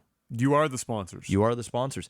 I am reaching out to sponsors for my personal self, and I will be pitching the Always. podcast It's within fire. that It's fire because podcast. It's fire. because I want to get paid. It's true. I want to get paid. I'm not gonna lie. I'm not gonna veil it. Gotta get paid, bro. Yeah, we want to get out of my house here in like 3 years. Preferably not my parents. Yeah, like 3 years. I think we can. I think we can make that happen. We can make it happen. If I'm within alive 3 in 3 years, yeah, we make it happen. Make it right? that Let's get the far. down payment going. let's go. We'll get there. Make it Just need happen. a few more sponsors, That's right. several hundred more likes, Yeah. We and can make about it happen 400 or 500 more Patreons. for 3 straight years. And we're there. and easy. Easy. And we're there. Easy. So, yeah, patreon.com/LikeTV. iTunes. Go leave a review. Yeah, do that. If We you're haven't listening- plugged if you're that in a listening- while. Go leave a review. Hit us up on that review page. Tell a friend. That's right. Tell two. Tell two. Can't watch the podcast? Go check out the secondary channel. Link is in the description. It's just simple as Life's a Glitch TV 2. YouTube.com/Life's a Glitch TV 2. It's called the Technical Alpha Patch Notes, where every day, just about at 10 a.m. Eastern, you get a clip from the podcast, You're damn right. and it's much more easier to share. Yep. Hit that like button. Yeah. If there's a segment you're like, oh man, these guys ranted pretty heavily on something, I want to show my buddies, I want to Do it. share it on Twitter or Facebook or whatever. Do it. That's a great way to do it. That way you don't have to share a 3-hour podcast and then complain that there is no I dare you. timestamps. People still do that. I know. It usually takes about 45 minutes to an hour before somebody posts it in the right. description. But Hey, we got the patch notes. sometimes you just gotta go first world problems, Jeff. Also hit that like button. I don't know if I said that yet. Hit that like button. Hit it again. Hit one more. Hit it. Well, don't hit it twice because if you do that, the like will go away. 3 times though. Hit it 3 times. There you go. Now it's that coming way, back. yeah, that way it's coming back. Now it's coming back. There's my sellout. Movies and TV. You got it, bro. I'm still on a little bit. You got it. I'm still on a little bit. You got it. Avengers didn't catch Avatar, Jeff. It didn't. Actually, it didn't do that well at all. They tried. And a lot of people, and what they did, which was stupid as fuck, is I want to say, I could be wrong, but I'm pretty sure there's like a digital release of the movie coming out like very soon. Like we're talking in like a week or something. I'm not really, I don't really remember for sure, but Okay. I'm pretty sure that there's like a digital release, and all of the bonus stuff that they had Is it going going to be on that? It's gonna be right on that. Oh. So people were just like, I'll just wait for the Blu-ray. like, why would I go to the theater and spend $15, $20 on a ticket Yeah. to watch a 3+ hour movie that I've probably already seen twice anyway? Yeah. Because most diehard Marvel fans are gonna go see it multiple times. Yeah, and let's not forget, even if they did catch it, that is not inflation. We're just talking straight up dollar amounts. This does not count for inflation. And yeah, so it didn't happen. I saw Spider-Man last night. How was that? It was good. I Good. fell asleep. So it was really good. It was only about a 5-minute doze. Oh, okay. Right, because I was like, oh man, I'm going, right, and then I'd like sit up and move around a little bit, take a sip of pop, Try to keep yourself try going. and oh man, and then eventually I submitted to it and went out for about 5, and then I woke up after there was a big explosion. I was like, all right, and I was awake. It obviously absolutely no spoilers. I'm not going to spoil anything. It was better than Homecoming, so Okay. the last standalone Spider-Man film. You know that question that we asked about the kids Was it answered in this film? at the very beginning? Really? And they did it in a way that I was like, Whoa, okay. Okay, well, there you go. Because I was like, what the actual fuck? And they play on that a little bit throughout the movie. There's an amazing mid-credit scene, which I won't say. Okay. And the movie overall, out of 10 for a Spider-Man movie, I would give it like an 8.5. Only because the first half of the movie is really a high school drama.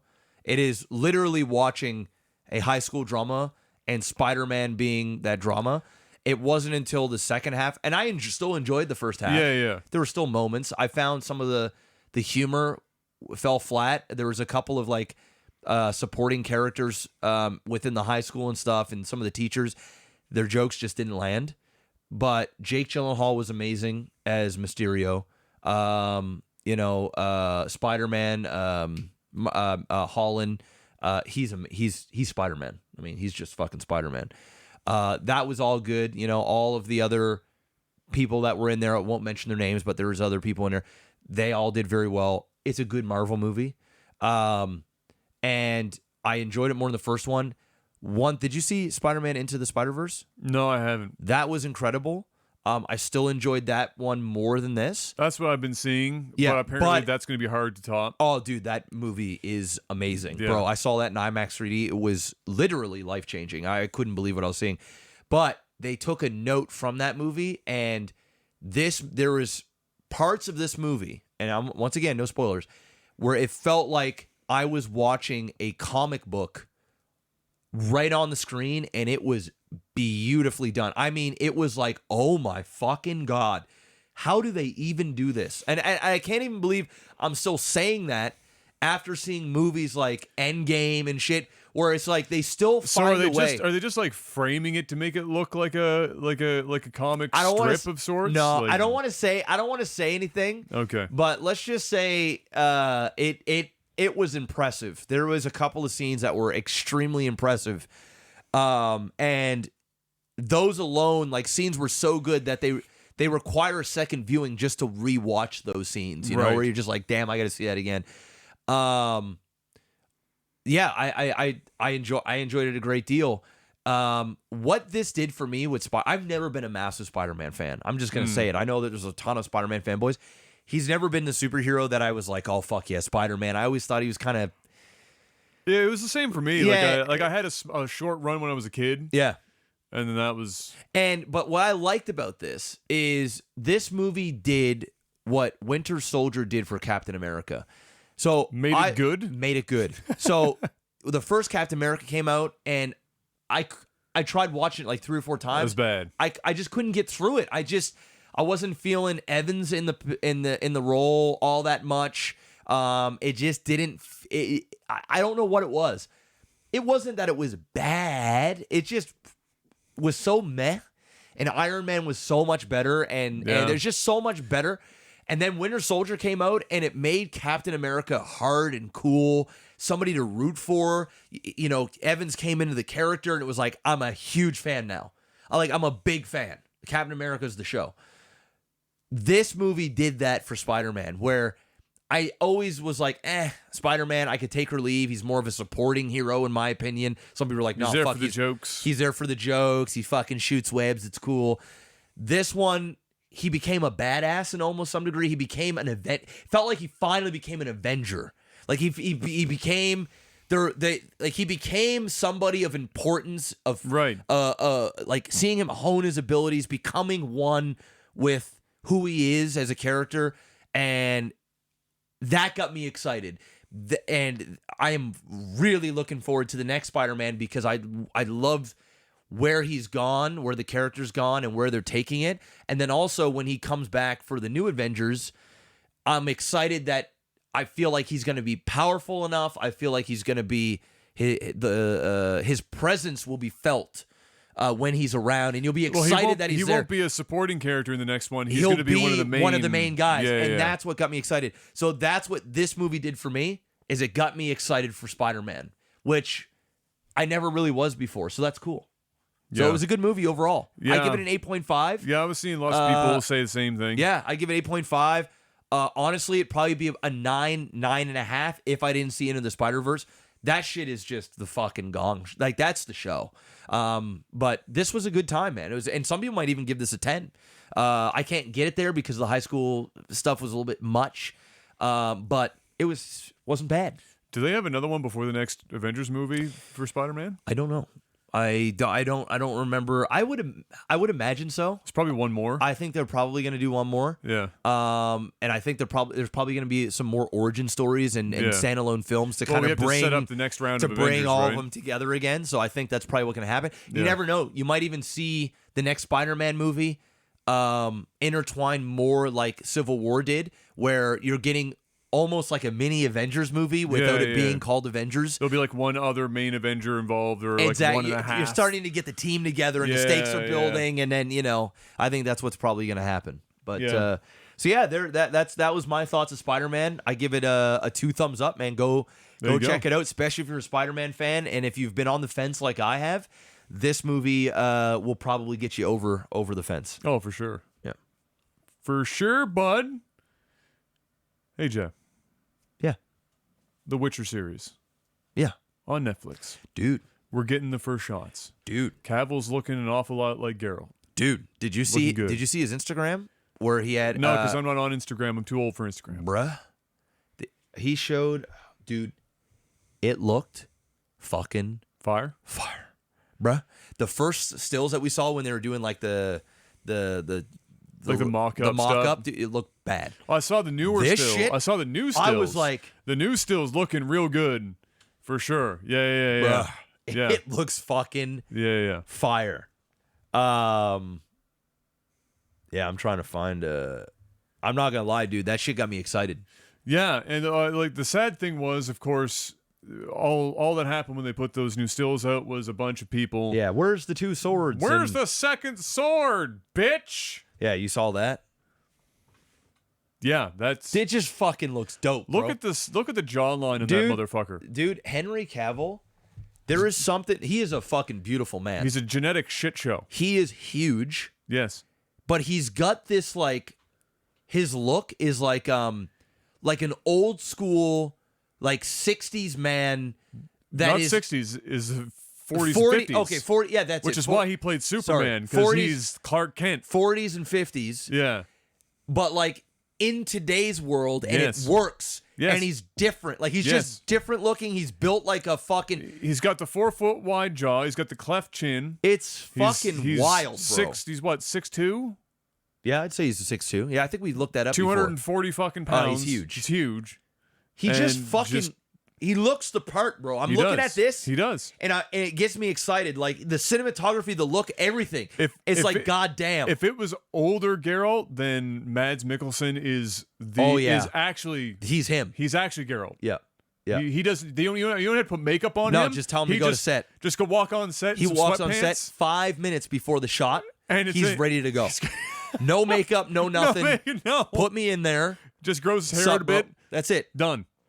So Henry Cavill is looking fucking fire. Yeah. As this motherfucker. Straight up, it looks fucking dope. Yeah. And people are thinking that come Comic-Con, they're gonna announce it and they're gonna say it's out now. Go watch it. That could People think happen. it's coming like That- soon, like Maybe. real soon, Maybe. like super soon. That would be smart.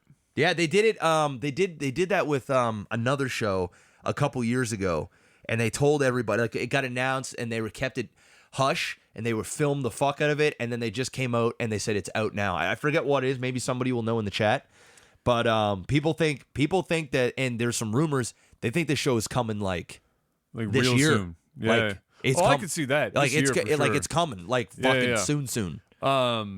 I was sad to see so many people bitching about this show already Bruh. because the picture didn't have two swords. And then here's the thing, okay? Here's the problem with this franchise is that you've got like this fan base is split three ways. You've got people who are fans of the books. You got people who are fans of the games, and then people who have done a bit of both. The people who have done a bit of both understand, and then the people who read the books understand that apparently Geralt never wore two swords on his back like he does in the games. That was for the gameplay and to make him look a little cooler. I guess in the books, apparently, he wore his standard sword all the time, and then his silver sword, which he uses for those that require the silver, is kept on his horse. Yep. But even if that wasn't the case, it says volumes to me how fucking crazy some people are that they could see how good all this is looking, see one sword on this guy's back, Lose it. and then blinders on, like focus on such an inane, asinine point Yeah. as that, and think that that's going to be the catalyst for why the show would be shit. Like seriously, come on, They need something. Bro. fucking come on. They need something. How they need desperate are something. they for something to be angry They about? need something, bro. Because I'm looking at these stills, bro. It's looking fire. It looks so fucking good, man. I'm getting excited. And Netflix even came out and said, pretty much, some of the people that were working on this and shit, they basically said, this is the Game of Thrones on Netflix. That's what they're literally. That's a bold claim. This is Netflix's Game of Thrones. That is a very bold claim. Extremely bold, because I'm not gonna lie to you, Henry Cavill, not that great of an actor. No, he's not an actor. I'm just gonna throw that. He's gotten better. Thankfully, Geralt, is a pretty mellow character. He's gotten better. But so he doesn't have to it's not like he has to give a crazy performance to pull off Geralt. yeah, I mean, but who knows what the supporting actors and stuff and what the story's gonna be? But they might carry him a bit. just give me some good dialogue. Yeah. Just give me some meat. But this looks good, and I am ready. Stranger Things last night. Next season got launched. Oh, So I'll be I haven't even watched season 2, bruh. I'm going to try and watch that. Still haven't watched season 2. I'm that guy that watched season 1, and when I finished season 1, I went, That was me. I watched the first 3-4 episodes of Stranger Things, and I was going, this is cool. I'm loving the music vibe. I'm loving the look of it. It's great. And then it just kind of, it was like watching a horror mystery type sci-fi that never had a payoff. It was just a constant. It was definitely a show that. It was almost like a slow burn that never actually burned into anything. I think the problem was for them is that I think they talked about this towards the end of the first season. The first season ended really awkwardly, and the reasoning was when they talked about this and the actors and stuff chimed in on it was that they didn't until almost right up before they filmed like these last episodes or the last episode, they weren't certain if they were going to get a second season, so they weren't entirely sure how they wanted to End it. Yeah. Or And if it was then- going to end. And they only got it like last minute, and so they had to give this kind of ambiguous, open, Yeah. awkward, nothing, no, no loose ends, and then hope that people were like, okay, that just means the second season's come, we're okay with it. And so that was unfortunately what went down for that. Second season was pretty good. See, I haven't watched it. Kayla did watch it, but I didn't have time, and she started watching Yep. it by herself, and I'm like, all right, fuck this. It was pretty good, and Kids this are getting one- older, man. Well, I was just about to say the one about the thing about this season is that when they started, they were in that age where by the time we get to this season in real life, Yeah. they're hitting like puberty, so they're they're- growing up, like they Oh. look like adults now. Yes. Because if you're 14 or 13 in Hollywood, you look like you're 40. Yes. It's just kind of how it goes now. That's it. So, the difference between season 2 and season 3, season 1 and season 2, not much. Season 2 and season 3, it was Oh. like a light switch went on, and they Yeah, grew dude. up 10 years. Yeah, it was like Game of Thrones, right? You Yeah, saw the similar. actors and actresses, they Yeah. were super young, and then next thing you know, by like season 6, 7, they're like, Adults. you're like, holy fuck. His voice just went His a balls fucking dropped. down 4 octaves. True. He's got a beard. Yep. This is weird. Why is she having sex? I remember her when she was 10. I don't like this, yet I do. It's a weird boner. What's I don't happening? know. I don't know what to do I with don't know this how to feel situation. about this.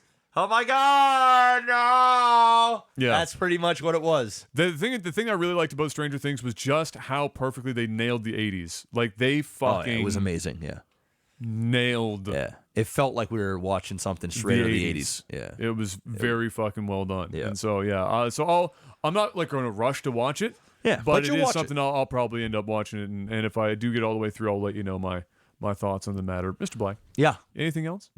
No, dude. I've been trying to go to the movies more often. Like I said, I got to go one afternoon. Oh, and I just figured maybe you heard some news I didn't catch.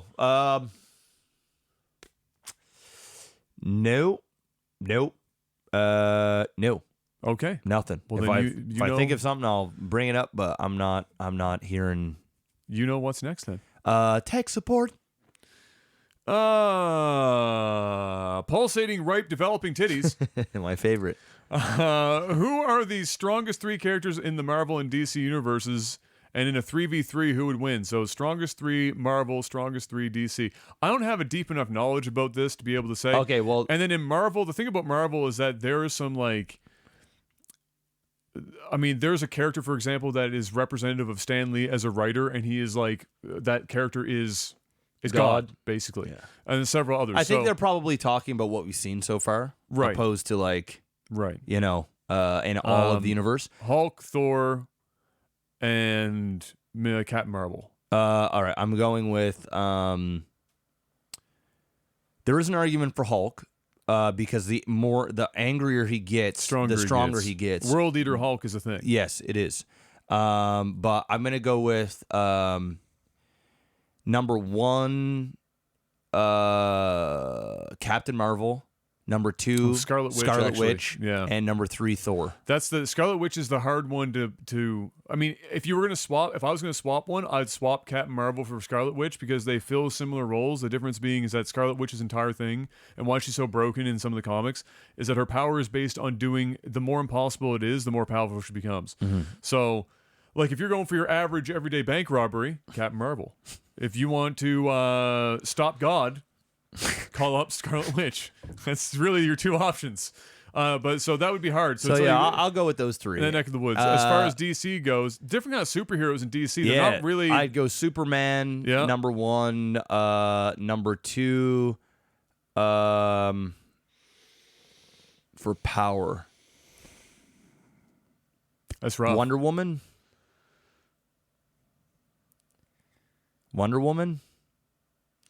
And then number 3. We're talking heroes. I mean, I don't want to go with Batman because he's really not powerful. Batman's thing is his intelligence, and Yes. and Batman. To put this into perspective, I was going to slot Batman in because to put this into perspective, for the Justice I'm going to go League, with Aquaman. for the Justice League, for the Justice League, Batman is the one guy that has the kill switch for every other member of the Justice League. That is true. That is true. So, including Superman. So, I have to slot Batman in based on that alone. Okay. So, for me, Batman, Superman, Wonder Woman, I guess. Yeah. I don't have a deep enough knowledge of DC to know like anyone that would go even further than that. I can't slot Aquaman in there. I'm going Superman. I'm going Wonder Woman, and I'm going Aquaman. Marvel wins. It's not even fuck close. yeah. I mean, yeah. Marvel's But I'm totally happy. it's totally different. I'm happy that DC isn't like Marvel in Yeah. that way. I like the more grounded characters that feel a little bit more human. Other than the fact that Superman's the most generic and most OP Oh yeah, hero I mean, of all time. but it is what it is. You know, I'm happy that it is different to some degree. What else we got?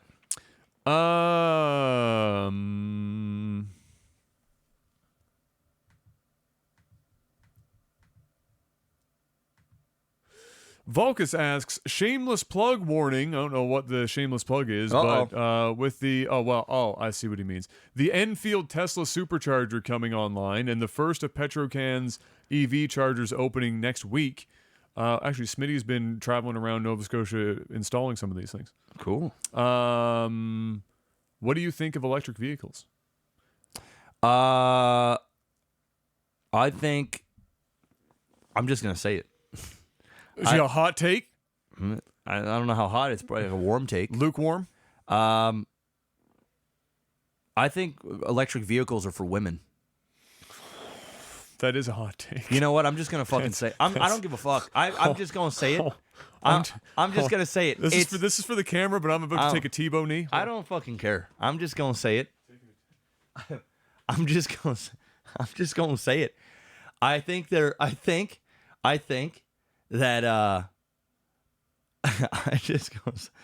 don't give a fuck. I don't give a fuck. I'm just gonna say it. I think they're bitch made. I don't get it. I like, and I'm not saying that, women can't drive non-electric. When I say that, I'm saying that in a joking manner. I just think electric cars are. Is it because they don't make the vroom vroom? Yes. Yes. That's how I feel. I think I think the tech in it is amazing. I just don't ever see myself owning an electric car. You're not actually going to have much of a choice. I know. Eventually it's going to happen. Yeah. Well, but you know what?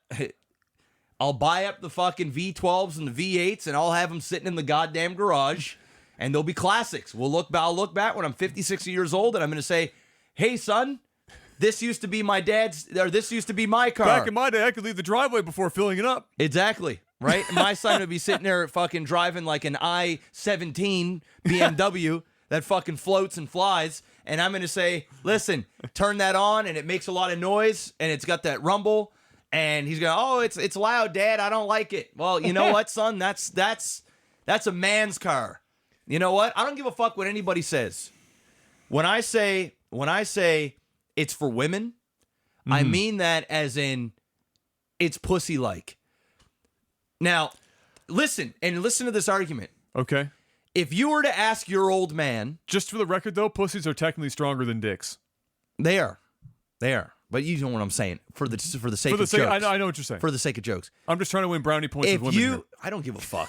It's not even a hit at women. It's more of a figurative speech. It's pussy. Bitch made. It's bitch made. There you go.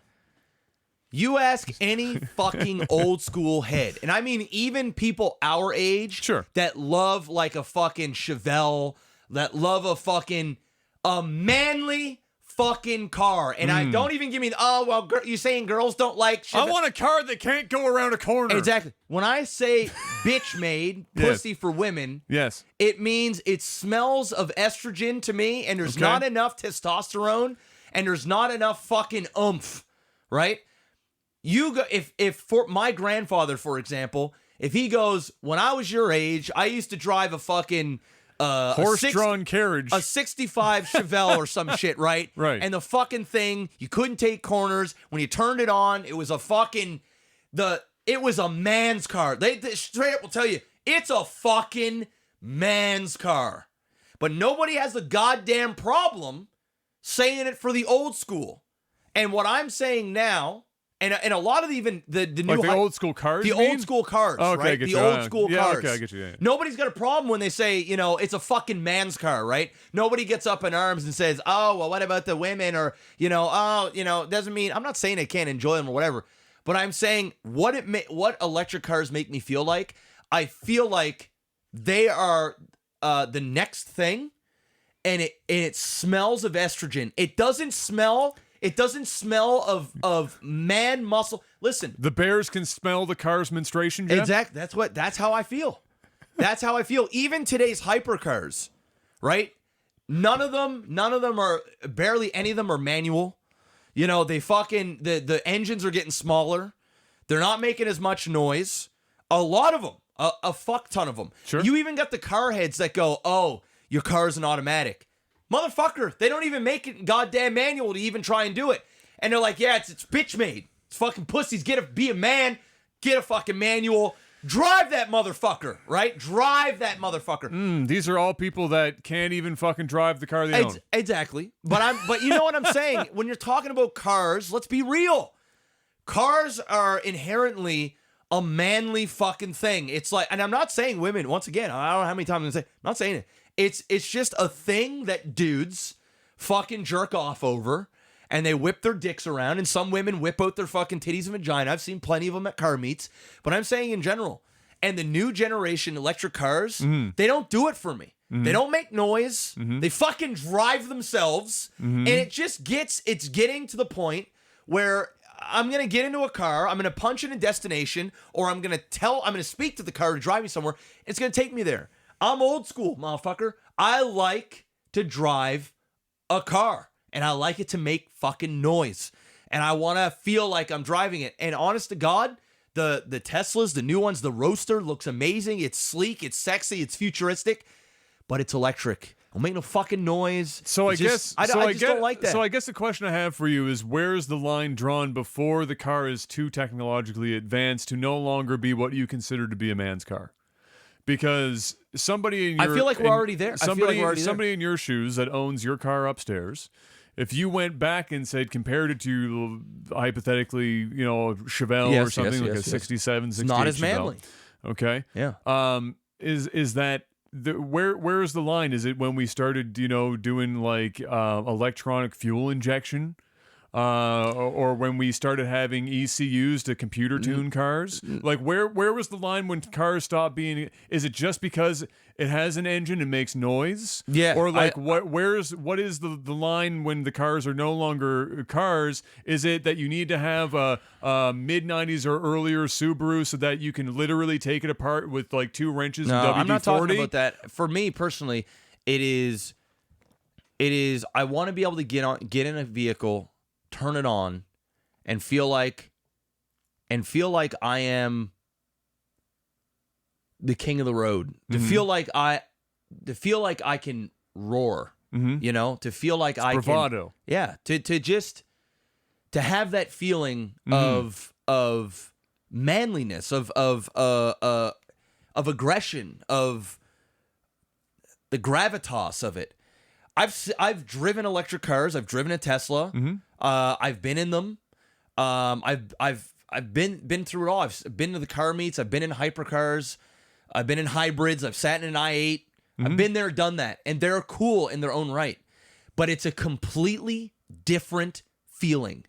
Until agree. you've been in one I or agree. driven one, it is night and day. Of course it is. It's so much so that it doesn't feel like you're driving a car anymore. It feels like you are in a transportation. Like you are just on a bus, on a train in New York that is very fast, that takes you from point A to point B. And it looks sexy. It's futuristic. It's more luxurious. It's more posh and sleek and snarky and pretentious. It doesn't feel dirty. It doesn't feel manly. It feels like bitch made. And I'm not saying they're bitch made cars. For fuck's sakes, you get a Tesla and it goes faster than a fucking Aventador because it's electric. The fucking torque is basically, well, it's instantaneous. There's no, it's not a torque curve. And then you've got the fuckers going, I'm better, my car's faster. No, it's not. No, it's actually not. The thing is, it's a cheat. It's not.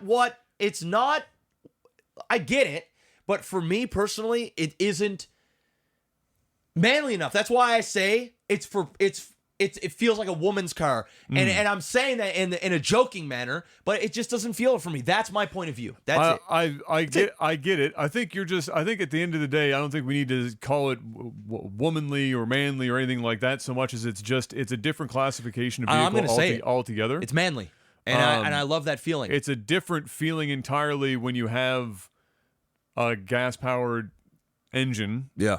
Right? Yeah. It is the experience of the noise. Depending on the engine you have, it's a different noise, it's a different feeling, whether you're turboed or supered or whatever, it's all very different. You know, it's a much more elaborate and involved experience. You feel more connected to the vehicle, which is why people like to drive a stock, manual versus having even paddle shifters. At the end of the day, people, there's an car experience. enthusiasts They want to feel like they're part of the car, and it's just you're going to be stepping away from that, and even if we stayed gas, that's going to, for the sake of efficiency and power over time, the stuff that you would associate, for example, with some of these cars would naturally get reduced over time anyway. Of course. It's just the nature of it. Yeah. It's not like I disagree with you. I prefer, if I was going to own a higher end sports car, not just a car, but a sports car, then I would rather have something that makes noise, a standard, kind of gasoline fare, whatever the fuck, right? Yeah. Because you get to have that kind of more visceral experience. I'm not saying it isn't visceral when your organs get liquefied when you put your foot down in an electric vehicle and the torque is literally already at its maximum from zero. Yeah. And your stomach meets your asshole. Yes. Which is fun. Fuck, man, what a rush, You still get the speed aspect of it. Hell yeah. You still get the handling speed aspect for only of it. so long. But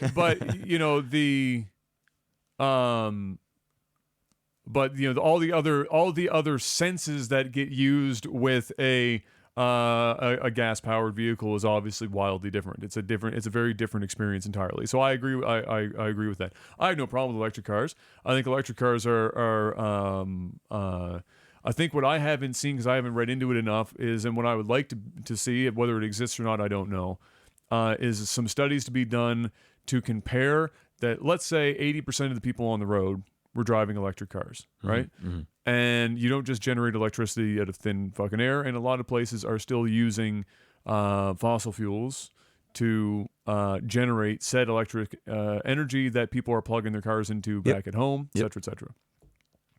What I'd like to see is the environmental cost for where we are now versus if tomorrow we swapped and everyone was on electric, the electric generation being mass produced for people plugging their cars in at home, what the environmental cost of that is versus where we are now. Because obviously what people want to work towards is environmentally friendly vehicles, because of course, like we woke up this morning, it was 7,000 degrees outside. Yeah. Nice if it doesn't get any hotter than that, that'd be uncomfortable. Yep. So we want to work towards that ideally, the best we can, or at least mitigate it. So that's what we want. But I'm sure there is some rudimentary stuff, but we haven't gotten to a point where enough electric vehicles are on the road. We can take guesses. We can run math and say, well, if everyone was driving a current generation electric vehicle, and we know that it gets this many miles before you have to recharge, and we know that, the standard rate of generation in these states. For example, if you just did America, different states might have different power generation methods, and we could assume, how much carbon we're pumping into the atmosphere on that versus just everyone driving a gas-powered car. That's what I'm interested in. Self-driving is whatever. It's probably going to be safer than people because people are terrible at driving. But then that's another thing where you go, well, now I'm not even driving at all. If I'm going to own a car, I would like something. But that's when you own, if you're lucky enough, you own a car, Of course. that you can track, Yeah. or take somewhere into the. I'm into not the arguing hills, any of these points. I'm just whatever. going by what I think about electric cars. Yes. I think they're a necessity. I Yeah. think they're gonna. I think it's gonna be a norm. I think my boy will drive an electric car. I think what Tesla is doing is great, along with other car companies that are coming out with hybrids or electric cars. I think it's great. Just for me personally, you asked my opinion on what I thought about them. Yeah. And I think they're bitch made. I think they're amazing for the environment. I think they're a huge step in the right direction.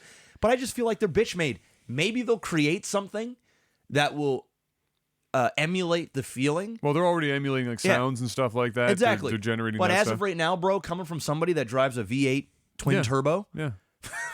AMG, and I even step into a hypercar that's electric. Yeah. I get the feels of how awesome a hypercar is and how fast Yeah. it can be off the get-go. But at the end of the day, bro, there is nothing like driving something that fucking Yeah, growls. and makes you feel like That's why you're on the edge of your life. dudes like, are putting pipes on Civics. Exactly. Well, exactly. People want to have the sound. That's just my it. And I'm not even a car enthusiast. You ask like car enthusiasts, they have no problem calling somebody a bitch, even for having paddle shifters, let alone an electric car. I mean, these people, they are beyond diehard. I'm not a diehard car guy. I enjoy them. I've got appreciation for them. I'm sure the people that had horse-drawn carriage were real upset about the Model Ts and the Model A's when they came around. You're a bitch. You don't have to feed your car. I mean, that's a fucker. That's a pretty extreme. But it's not. It's a totally new technology. It's a totally different step in the right direction. They're complaining. Their complaints are you're a bitch. You drive it because you don't have to use a stick shift, which means you don't probably even know how to rev match and double clutch and Some of fucking those go people are take like it out that. on the Yeah, road. some people are like get it that. out on the track and shit. And you're only beating me because you don't have to worry about that. And you've got instantaneous fucking torque and all of your big fucking batteries out back powering you. Where I've got to go home. But it is and true. I've got to blow out the fucking cylinders, and I've got to bore it out and open the engine up and cram enough air in here. I got to go get a fucking 2J out of a fucking 97, 98 Supra, put a fucking turbo the size of my dog and the size of the car, get 780 brake horsepower, go out, put 15-foot tires on it, and do a 7-second quarter mile. Bitch! Or you just went out and bought a soccer mom Model 3 that can do the same thing for $35,000? Well, fuck you. It's true. Right? It is. No. There's truth to it. Tough shit. Yeah. You know what else goes faster than cars? Planes. Suck it the fuck up. Yeah. They're going to have to eventually get on it themselves. Well, actually, they won't because it won't be their generation. But eventually, in the future, electric cars are going to get replaced with something that's probably even more automated or even easier, even faster. People are going to go, well, back in my day, we had Teslas and the fucking panels didn't even line up because they were being built by 5 people in fucking Massachusetts and shit was fucking wacky and weird and we liked it. We played fucking Skyrim on the screen and asteroids. And we could turn on our air conditioning from the bedroom, but that was it. It's all we had. It's just the way that it's gonna fucking go, bro. And I get it. Like I fucking love cars. I'm a dad's son. I fucking love the shit. Dad grew me up on muscle, and I would love to own muscle and one day and be able to learn how to work on my own car and do all that shit. I'm literally physically incapable of driving manual because I'll kill myself because my legs will interfere with the wheel and I'll die. However, everything else about that, I'd love to have it in theory. Yeah. I love it. Yeah. It's a different class entirely. If you asked me if I was going out and buying a car and I had all the money and I was whatever, Porsche has a hybrid that's just unfucking like stupid amount of horsepower because it borrows on the back of the hybrid engine. It still has a gas engine in it, but it's the hybrid, and you get all the benefits of the torque from the electric plus the grunt and the power of the gas, and it's a fucking wild, crazy car that still looks and sounds like a Porsche. If I was buying a Porsche, I'd be getting the GT2 RS if I could ever afford one, and that'd be the fucking Catalina wine mixer. You know, the 2019 911 Turbo and the 911 Carrera have my new favorite Porsche body. I haven't seen that. The Porsche 911, the new 2019 is, dude, if you look at it, is fucking hot. It's very sexy. It's 135,000 Canadian. It's actually not that bad. It's bad for me. A little steep. Yeah, yeah. Well, I mean, it's expensive, but I mean, compared to like a GT3 or something like that. Oh yeah, it is nice. Yeah. It's my new favorite body. I wouldn't put it my favorite, but it's had an upgrade. The 911, in my opinion, for its class, is the best in its class and has been pretty much since the 911 was invented. It's a daily driver that will roll people up and smoke. Except that, Adam, it's a Porsche, and you don't fit in these. I've never tried. I can fit in a Viper. You don't fit in these. These are these. It's possible. I mean, 911s are meant to be daily drivers. Jerry Clarkson can fit in one. He's 6'4", so I'd be pretty close. He'd drive, and I think Clarkson dailies his 911. So there's a hope. There's a hope. There's a hope. I just haven't sat in one. I can get. All I know is that I have sat in other sports cars, and the Viper is a tiny cockpit, and I can fit in the Viper. Oh yeah. So it's possible. Actually, what's his face? Spears here from Halifax, who's a content creator. He bought the brand new Viper. Oh really? Yeah. He got the ACR. Yes, I think he got. I don't know if it's the ACR model. Let me see here. I think that's the only one they're making. Now. I think then that must be it. It's the brand new 2019 one, I think. So if that's the case, then yes. That car is unadulterated fire, by the way. Yeah, he wrecked his Corvette. He had like the new fucking. I hate Corvettes, bro. I fucking hate him too. I be honest fucking with hate him. Dude, when I saw that he got a Viper, I was like, That's an dude, upgrade, bro. that is It's a massive the upgrade. The upgrade is steep. The Corvette's so shittily fucking made. Dude, the size of the wheels they had to try to put on the back of it because they couldn't figure out how to get the power to the fucking goddamn road in that thing. It's a slippery plastic mess. It's garbage. Hot fucking garbage. Yeah, you got that there. Blue one. Yeah. Look, yeah. Fucking fire. Yeah. That looks dope. Yeah. Love the color too. I like they finally went back to a body similar to like the 99 ACR where it actually kind of looks like a snakehead now, which is what the Viper used to be like. And it's fuck. I mean, the ACR has a bunch of track records, bro. Oh yeah. Oh, Vipers are fucking dope, dude. The new Vipers are putting out. They're putting out numbers. Million, thank you for the $5. And Dark Q, thank you for the 2. Oh, old Corvettes are fine. Anything post 70s, get that trash out of here. I'm just not a big fan of even the look of a Corvette. Older Corvettes, I don't mind. Yeah. Like Stingrays and stuff like that, I always thought were great. Stingrays don't look bad. It's unfortunate that there's so many kit car Stingrays around now, but they're not bad. They're not my favorite, but I never mind them. I thought they were a pretty car. But no, it's whatever. Me, right now, if I had a choice, if I was going out there, one thing I was disappointed with talking about cars, since we're on the topic anyway, Toyota released the new Supra, which is literally the Z4 BMW with a different body. Like, people thought that it was just going to be the power plant, like just the engine, and then they got it, and then there's a BMW badge on literally everything in that car, from the infotainment center all the way through, with BMW fucking everywhere. Which I was a little sad about. I don't know why they didn't just use their own straight six. BMW has a really, really good straight six. Straight six is my favorite engine. I think it is objectively the greatest engine ever made in gas-powered cars. And if I had any car and I was going to be tracking it, straight six all fucking day. There's no question about it. It's a smooth running engine. If I was tracking a car, I'd be buying a Porsche. That'd be it. That'd be my show. GT4. That'd be the show. I'd be buying a Porsche. If I could upgrade a car right now, if I could own a car, I would either get a McLaren 570S and tune that to fuck to make it basically a 720, or I would get a Huracan. And I wouldn't buy a Huracan here because our roads are absolutely Not even close. awful.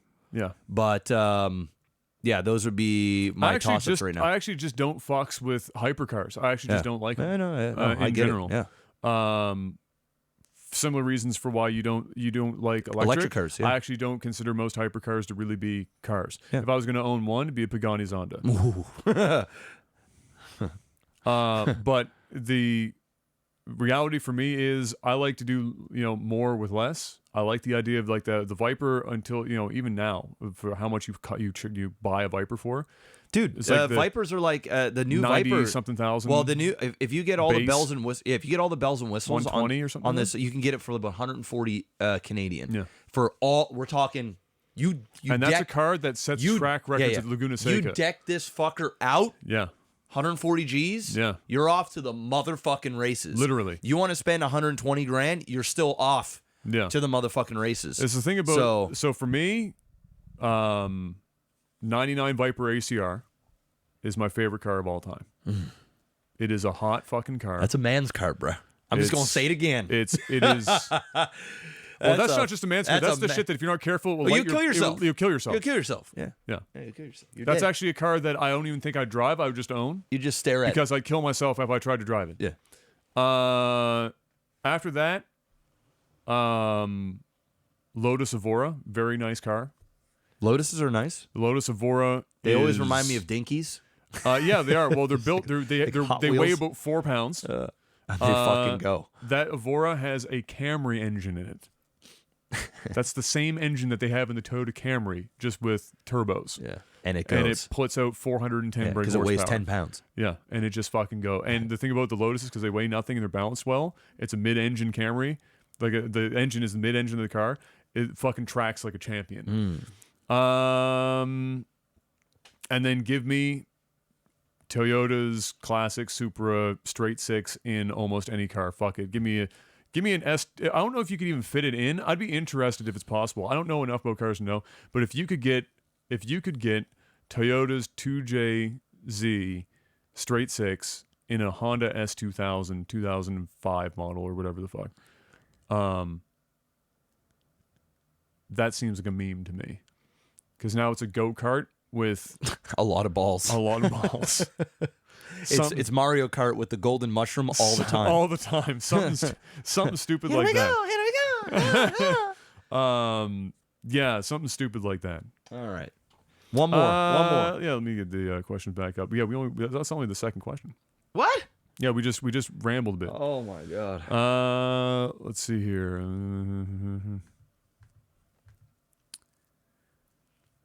Oh God, there's a question for you. This is fun enough as it is. 8910 asks, if you were elected prime minister, how would you make Canada a better place? Dude. You know what? I don't even want to go. I'll just think of something because what I want to say, I'm not even going to go there. Fair. I'm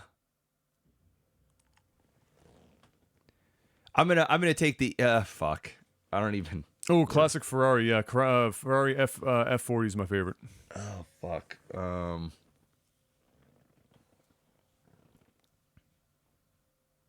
Fuck. I'll give you my. This is in an idealistic world. If you could ignore the fact that politics is bullshit, let's go with. That's how I'm going to preface this with.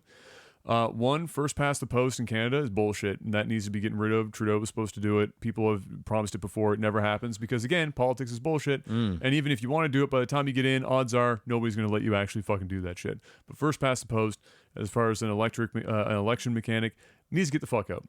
Two, we need to clamp down hard on actually monitoring our budgetary expenditures in a way that, for example, in Canada, one of our biggest issues is infrastructure because we have 37 million people on the second largest landmass for a country on Earth, which means our tax base for that kind of shit is spread super thin, which means whatever money you do have for it needs to be used perfectly. And the problem with budgets and stuff, politically speaking, is that if somebody comes along and gives you some money one year and you don't use all of it because you don't really need it and you want to roll it over into the next year, they will reduce your budget for the following year. And so in order to avoid that happening, a lot of wasteful spending happens because they don't want the budget to go down the following year. This happens in the military a lot too, actually. So we need to fix that problem because we're blowing money on literally fucking Nothing. Great. Another thing that I would want to do is when we do save some of that money by not fucking the budget up, we really and truly actually need to take a good hard look at how we can start to not fix what we've done in the past because it's already in the past, but with the Aboriginal community, we have a fucking long road to try and bring back what we did for the last 100+ years. This is where I was going. It's bad. This is where I was. And it's not an easy fix, and you can't just do it overnight, and you're not going to please everyone. Yeah. But there has to be something done there, in terms of education, housing, and not just that, but you have to try and make an earnest attempt at getting paths for these kids to get out of these communities to break the cycle that's been happening. So that's another one. And then in a similar light, the our care of veterans is dog shit. Same in the States. It's terrible in the States too. But our veteran affairs is absolutely goddamn terrible. And my opinion in any place, any country in the world, regardless, is if you're going to send your boys to war, you only get to send them if you take care of them when they get back. Yeah. Because your ass isn't out there doing it. Yeah. No, for so life. you get to take care of them for life now. Yes, absolutely. And if you can't do it, guess what? You can't afford to go to war. Yeah, you can't go to war. Tough shit. Yeah, I'm 150%. My thing is I was going to talk about the Aboriginals. You've already done that. I think that's just a gong show in itself. Since you already talked about that, my other one would be our healthcare system. I know everybody thinks Canada does have a great healthcare system in comparison to most of the other countries in the world, but our tax base makes it difficult to run efficiently. Exactly. Yeah. It's a gong show. And for the reasons I mentioned in terms of transportation and stuff and budgetary problems, that similarly happens. And one of my aunts, my dad's sister, is a civil engineer that worked with the hospital system here. 5-alarm fire. So same problem where it's my mom works at a hospital, bro. Money's being wasted. Yeah. And we can't afford to waste money in our hospital systems because it's not that our system can't work more efficiently. It's just that the bureaucratic fuckery involved is totally messing the whole thing up. Yep. And it doesn't have to be that way. No. It's just that it so happens to be fucked. Great. So that's where I'm definitely, for sure. I'll throw in the last one. We need to really incentivize in better ways keeping our doctors here in the country and not going to the States for the pay increase. We're bleeding doctors here like it's fucking. We're paying all of our tax dollars into subsidized education to give our doctors the education and their doctorates, and then they go, okay, well, I can make $130,000 a year to $250,000 Canada, or I can make 3 to 4 times that in the States. Yeah, bro, you've got construction workers in parts of Canada making more than doctors. Yeah. And we need to figure out, there has to be a way, somebody smarter than me, if there's a fucking solution to this problem. And the thing is that for provinces that have less money like Nova Scotia, it's getting harder and harder to find family doctors. Yep. And that's going to be a big fucking problem. Yep. And no doctor wants to get paid, $200,000 a year to have, 5,000 patients, 10,000 patients and be basically run dead. Yes. No matter how good go they to the want, States, have 4 patients, make $500,000. Exactly. Like that's just like how you fuck. You gotta fucking solve that problem.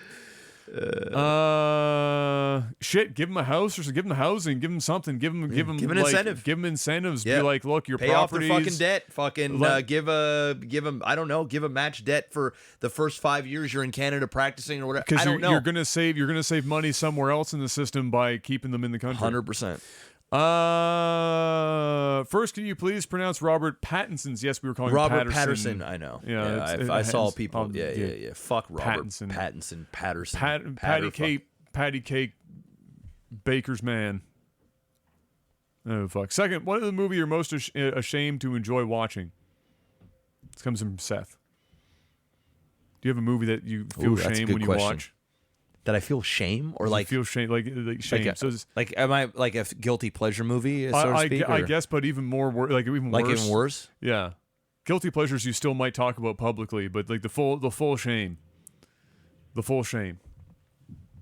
Oh fuck, I don't know, because I don't really watch that many movies. I'm trying to think of movies that I kind of like will watch when I see it that is like bad. Yeah, But it's a good one. The Room. Yeah, The Room. I mean, I've only seen it once, so but yes. No shame watching that. That movie is fucking. That is some legendary status. I don't know. That's a really tough question. I'm gonna go with the Star Wars prequels. I'm gonna go with Tokyo Drift. Yeah, but I don't watch that. I saw that and had enough of it, right? I've watched it about 7 or 8 times now. Oh my god. You should be ashamed of yourself. I'm gonna go with the Star Wars prequels because I've seen those several times, and for some reason when they're on, I watch them and I hate them, but I you still watch 'em watch them anyway. Yep. and I hate them. Yeah. So It's like the current Star Wars movies. I hate the prequels more. Honest to fuck. Oh, that's fair. I fucking hate 'em more. That's fair. Like if you enjoy any Adam Sandler movie. Dude, Kayla was watching an Adam Sandler movie on Netflix last night with what's her face, Jennifer. The new one apparently is pretty. His newest one is apparently actually being received relatively well. Oh wow. Yeah, Every But the Adam one with- Sandler thing that I've watched in the it's last just decade, terrible. embarrassing. They all make money though. Oh, dude, that guy's swimming in money. You can't hate Adam Sandler. He goes out, he finds He's all hustling. his friends, He's hustling, bro. and he goes, "Hey guys, want to make a movie? Just hang out, have some fun." Yeah, And everyone Here- goes, "Yeah." yeah. He's like you know what his movies are like. If Chris Rock continued to make movies, all of his movies were pretty bad.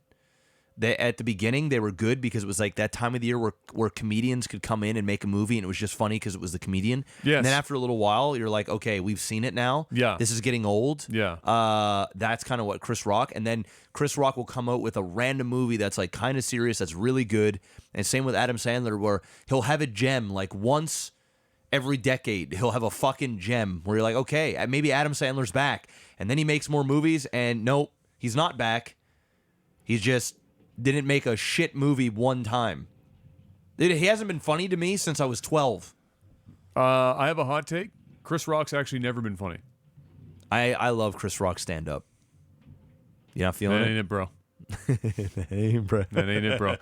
I feel like most of his humor, or what comes out of it, is because it sounds like somebody grabbed him by the fucking testicles, Yeah, his voice. and that does 50% of the work for him, which is not too far flung from Kevin Hart. Yeah, Kevin Hart's the same way. Cat Williams, same way. Like, who's the guy from? I can't remember his name off the top of my head right now. Fucking who did with Jackie Chan that did Chris Rush Tucker. Hour. Chris Tucker. What the fuck is the difference between Chris Tucker and Chris Rock? If I'm being real with you, bro. Quality of jokes. But has Chris Tucker ever done a dramatic amount of stand up? No, but he has done some stuff. Because at the end of the day, they're both doing a wacky fucking black guy voice, Yeah, and that's about the show. yeah.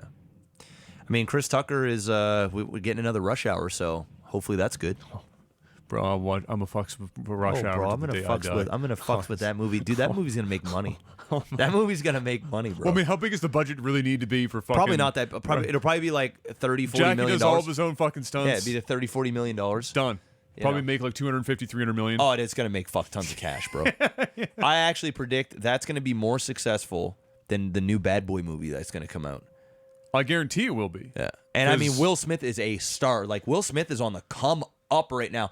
Aladdin was his biggest box office of all time. He is on. Can I have another hot take for you here? I haven't liked anything Will's done in a very long time. Really? Pursuit of Happiness. Last time I liked Will Smith. It's a fire movie. That's literally the last time I liked anything he's done. Damn, you harsh. And you know why? Because I'm watching Will Smith be Will Smith in almost every movie he's done since. Yeah. And you know what this next movie's going to be? Will Smith doing Will Smith. And Martin Lawrence doing Martin Lawrence. But that's okay because nobody's seen Martin Lawrence since the last Bad Martin Boys Lawrence, movie. Martin Lawrence been eating. That guy gained some weight. He was already kind of husky to begin with. Yeah, now he's husky. Like he's older now. And he's husky. It's like he's Will moved Smith is on. like still Will Smith. Yeah, he's still jacked. And then you've got Martin Lawrence there. So I'm very curious to see what jokes. I did see him and Jazzy Jeff do a little throwdown on his YouTube channel here the other day. It was pretty fire. Yeah, that was pretty. He still fucks with Jazzy Jeff, man. Yeah. A few years back when I was in Vegas, Jazzy Jeff was doing a party at Jazzy One Jeff Republic. did a thing here a few times. But Will Smith came out like did he? Yeah, he just surprised and he fire. did the Fresh Prince song and shit. That was pretty cool.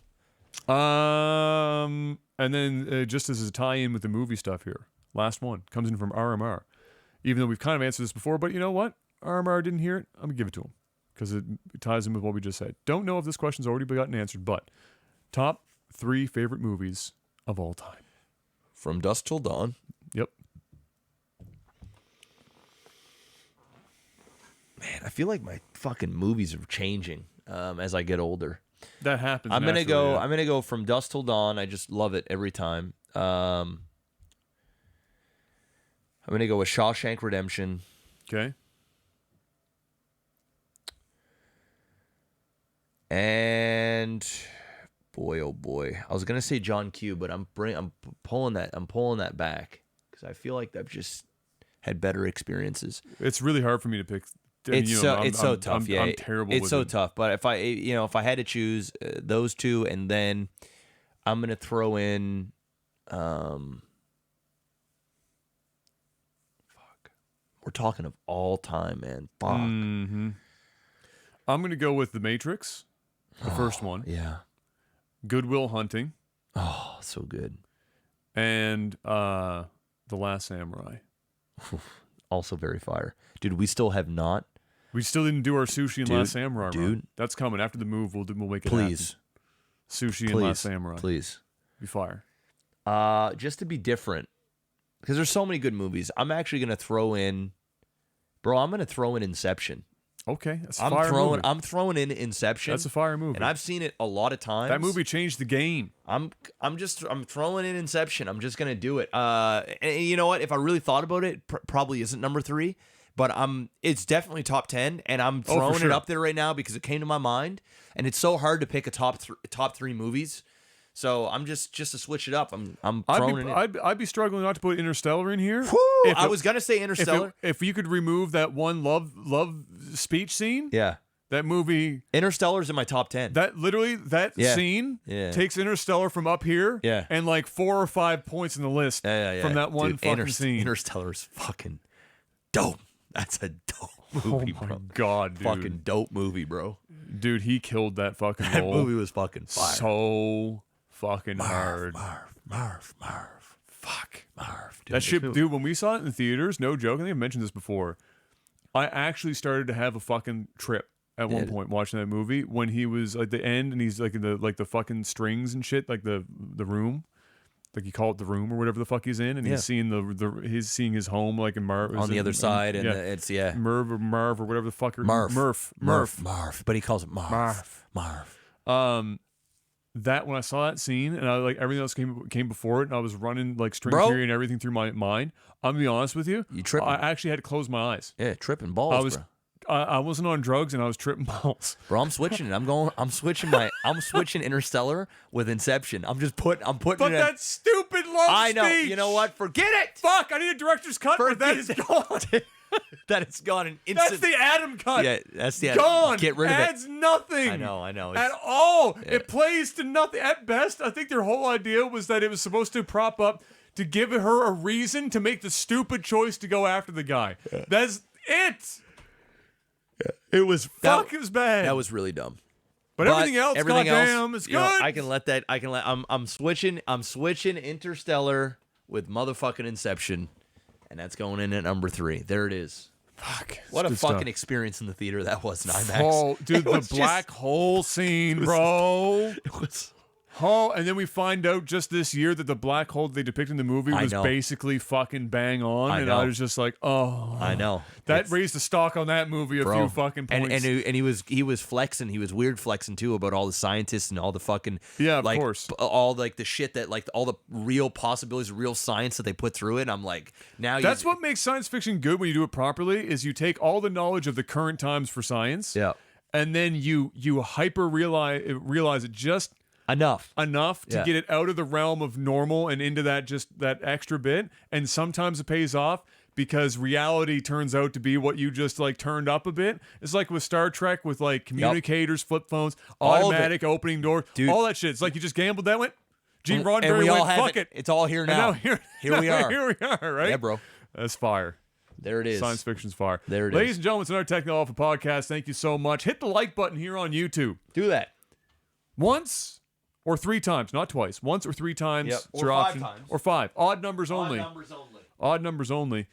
We will be back next week, of course, with more Technical Alpha. Head on over to patreon.com/Technical Alpha if you want to help us out financially to keep this train going. We'd love to see you guys over there. Have yourself a fantastic rest of your 4th of July if you're celebrating, and otherwise, have a good morning, afternoon, or evening. We'll see you on the next one. Peace!